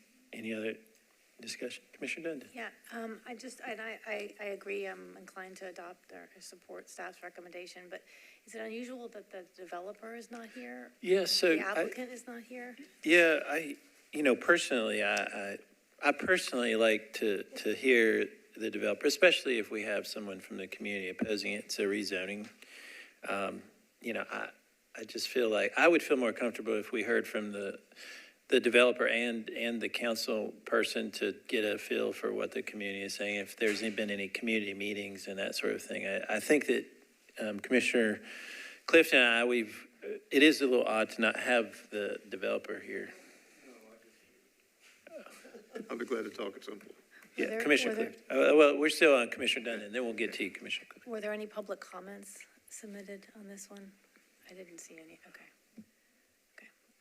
Commissioner Clifton. I just wanted to say, I think there's two reasons why sometimes council members don't come here. One is they are overwhelmed with work and the amount of time they have to put in as council members. The second could be that they're not particularly sold on it all the way, but want to hear what we have to say from a planning standpoint. And the third would be they're pretty much for it. They figure it's going to be a legislative decision as opposed to some major policy decision involving planning in the future of the city's planning process. So those are reasons why somebody might not be here either. I don't think we can infer that the council member does or doesn't like it from that fact that she's not here. It's just, there's no obligation that she should be here. And some council members really do think that we've had some council members over the last 8 years who have never shown up here because they want really to get our view before they make their mind up of what they're going to do at the council. That's all I had to say. I agree with that. I think it's more the developer. I like to hear that, what they're planning on doing, and that, not so much the council member, but the developer. And when there's opposition and there is someone from the community that is speaking and is concerned about the density of the project and that sort of thing, that slightly concerns me. And, so oftentimes we defer these items. I'm not saying we have to, we can either, there's a couple options. Instead of denying it, we could defer for a couple meetings and try to get the developer. Commissioner? And just as an additional, again, I'm very familiar with that area. This would be a oddity in that community if they built a house that would allow up to 5 units, if I understood him correctly, on one piece of property, because it is mostly older homes that are on 1 acre lots that are very, very nice. And so it would be sort of out of character. However, there is other new development coming from Bradley Parkway down Ashland City Highway that would fit in more with what this particular property would be. I would feel more comfortable if we did defer it and hear more from the community about it. Any more discussion? Commissioner Dundon? Yeah, I think hearing from the applicant in particular, although I'm on the fence about this because there was only one community member that spoke, there's no public opposition that was submitted earlier, there's nobody else here. So I feel like we could also go with staff recommendation and approve their recommendation. But I am concerned that the applicant didn't show up. Well, and I always tend to be more conservative in the approach that we don't want to upset folks, and maybe a 2-meeting deferral would be okay. Or I'm just it's up to the commission, though. Commissioner Clifton. I really think you're almost always right, except when you're not. But I don't have any problem with deferring it, particularly since neither the council member nor the proponent is here. So, that, I was just offering reasons why, there's legitimate reasons why the elected official might not be here. And I still think all that's true, but I'm fine with I don't know why it would be a 2-meeting deferral, however, maybe a 1-meeting deferral. I would suggest that given where we are in the, 1-meeting deferrals are rather difficult for Okay, staff, because it's a pretty short turnaround. So I would suggest a 2-meeting deferral, which actually would push this to, July 25th, because there's only 1 meeting in July. Yes, Commissioner Leslie. Well, I'm familiar with the area also, and it's changing. And it seems like if there's no, I don't know if there's a requirement that the council person shows up. I mean, it seems like we're looking for more opposition. I mean, if the staff recommends that this is what should be, I'd suggest, my position is that we go with the staff recommendation. Excellent. Well, hearing all the discussion, we'll need some type of motion, and that could be, and so how it works, Commissioner, whatever gets the majority vote, it wins here at I'm just one voice.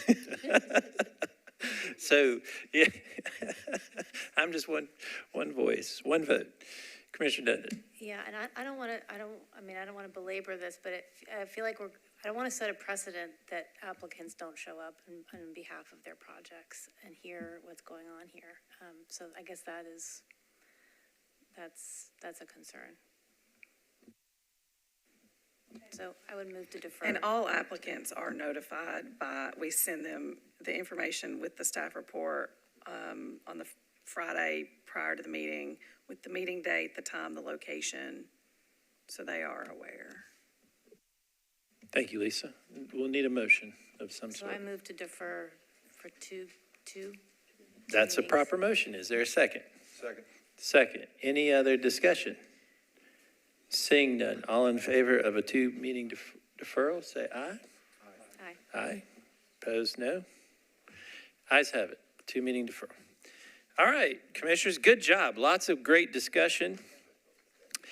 We are on item H, and that is the election of the officers. And I guess I have to, So the next item is the election of officers, and we want to thank all of you for your time on the Planning Commission, and then some of you, especially some of the longer-term serving members, have extra duties such as chairing the meeting. And so that is basically, we're going to go through each item. Chairman, this just feels awkward because you're usually leading the dance. We're going to go for each item, and the first is the election of the chairman. And so we're opening up for any nominations, and then we'll need to vote. I'd like to kick off the nominations by electing our current chair, Chair Atkins, as our chair. And I will need a second. Yeah, okay. You're going to take over after this, right? Yeah. Okay. Okay, and then Chairman, I think we need, somehow you got to ask for the vote. But, yeah. Instead of our chair, I'd like to ask for a vote. All in favor, say aye. Aye. Any opposed? Seeing none, I think the motion passes. Thank you. Thank you, Commissioner. Oh, gosh.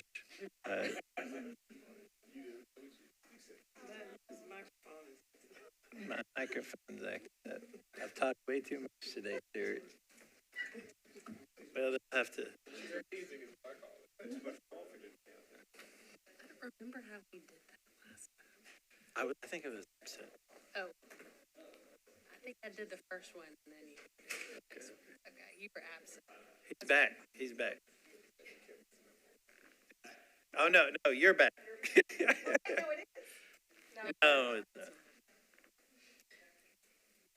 We just wanted it to be so.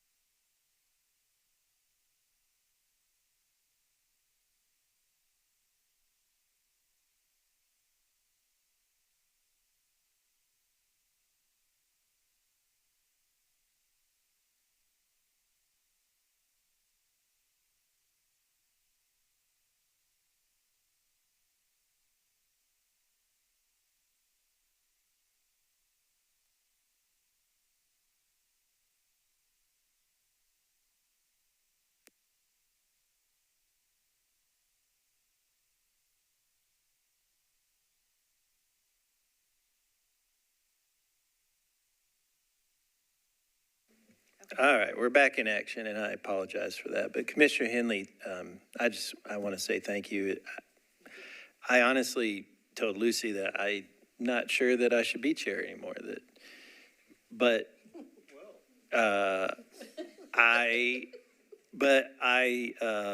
I'm humbled. I'm appreciative. I love the city. I believe that the commission and the commissioners are volunteers, and you all love the city just as much as I do. And I'm proud of the things that we've done in the past. It's always fun to watch the city grow, and I think it's our job to make sure that it grows right. And I think that we have done that. And we got into a little bit of that tonight about the city growing, and I know there's a lot of frustration sometimes about growth. But that this commission has had some impact, and the staff team, I think they do an awesome job. I want to say thank you to them. But the city hasn't grown the way it's grown on its own. It's been very purposeful, and I think that this body has a lot to do with that. And like I said before, I'm only one voice, and I'm here to serve you guys, and it's very humbling. I love the city, and thank you. So, with that said, Vice Chair, if it's appropriate, I would nominate Jessica Farr, who I believe is another person that loves our city and provides a lot of leadership, especially in affordable housing, and her passion on that issue and subject is really important to this commission now more than ever. And she's been a leader in that cause, and we've done a lot in the housing perspective, as the commissioners know, and that's important. And so I think having her be the vice chair, so I nominate Jessica Farr as the vice chair. Is there a second? Second, Commissioner Clifton. Any other discussion? Any other nominations? Seeing none, all in favor say aye. Aye. Opposed, no. Ayes have it. Commissioner Farr is vice chair. And then Historic Zoning Commission. Commissioner Clifton, who is also passionate about... I do have a nomination. Oh, good. I nominate Commissioner Smith for that. That's a proper motion. Commissioner Smith, is there a second to nominate? Second. Any other nominations? Seeing none, all in favor say aye. Aye. Ayes. And any oppose? No opposition? Yeah, you have to serve if you oppose. Good job. Commissioner Smith is nominated as the Historic Zoning Commission representative, which is a very important role, and we appreciate the time. It's a lot more meetings, and so it's a lot of time and effort, and we appreciate you in that role. All right, so we're on to Parks Board. Chair, I have a nomination. I'd like to renominate Commissioner Henley. Commissioner Henley, excellent choice. Is there a second? Second. Is there a second? Second. Any other discussion? Any other nominations? Nope. Seeing none, all in favor say aye. Aye. Opposed, no. Ayes have it. And also, Commissioner Henley, thank you for serving on the Parks Board. I really, truly believe he enjoys it and the extra meetings, and he provides us with great representation on the Parks Board, and there's a lot going on both of those boards, and it's important that we have representation on there. And the Greenways and Open Space Commission is a honor as well. The Parks Board. The gift that keeps giving. It's multiple meetings. Thank you, sir. And the Executive Committee representative and Commissioner. Yes, I have a nomination. Commissioner Marshall. I would like to also nominate Commissioner Ed Henley to be on the Executive Committee of this particular board. That's a proper motion. Is there a second? Second. Second. Any other discussion? Seeing no other nominations, all in favor say aye. Opposed, no. Ayes have it. And Commissioner Henley, I have seen you grow here on the commission as a leader, and we just really appreciate your service, and it's a pleasure working with you, and I'm glad that you're going to be on our executive committee, and thank you for that. And it's also a very important role. So a lot of that goes, we try to have a good bench of commissioners, and professionals moving up the chain, and so we really, really appreciate your service, and thank you, Commissioner. All right, that concludes item 27. And so now we're on to historic. Any updates from historic, Commissioner Smith? No real update. Our meeting's next week. We're juggling a few interesting downtown issues, but maybe I'll get to that next time. Okay, perfect. And parks, Commissioner Hanlon. Yes, I'm happy to report just from a recent Greenways Open Space Commission, a lot of conversation about Plan to Play. And that being picked up again. Plan to Play is our Parks and Greenways master plan. And so some great conversations were had about that, and as well as at the Parks Board. And so that'll be an exercise that'll be picking up later this summer. Really excited about what that means. We look at our county and our metropolitan area here from a planning perspective. Often we're talking about commercial and residential uses, but there's also another great plan for our city with our Parks and Greenways. And so excited to be a part of stewarding that as well. Thank you, Commissioner. My thing went up again. So,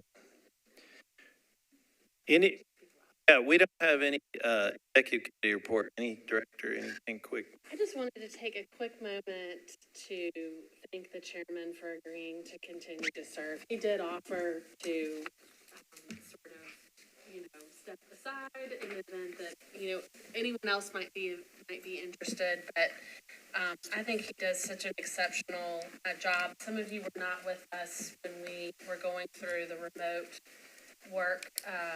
remote commission meetings during COVID. And that was a hugely trying experience, I think, just for us as a staff to figure out how to ensure that we met the public requirements for open meetings. And we had governor's orders and others, and the chairman led us really steadily and thoughtfully through those meetings and was the one that created the script that we shared with other commissions. And so, anyway, thank you for agreeing to serve.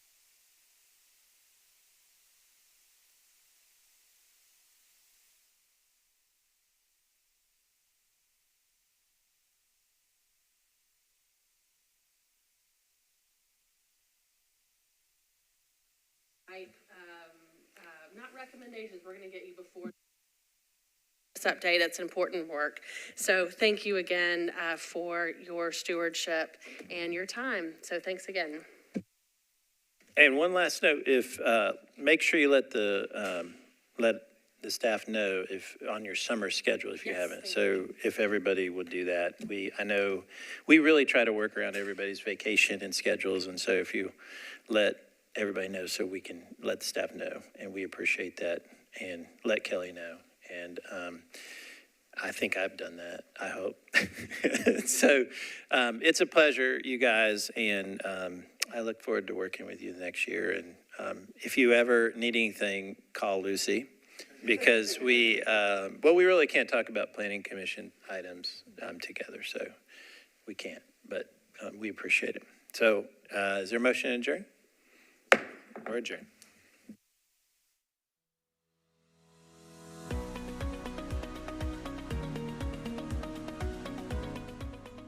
This has been a service of the Metro Nashville Network. If you would like to see this presentation again, or for more information on this and other programs, visit nashville.gov.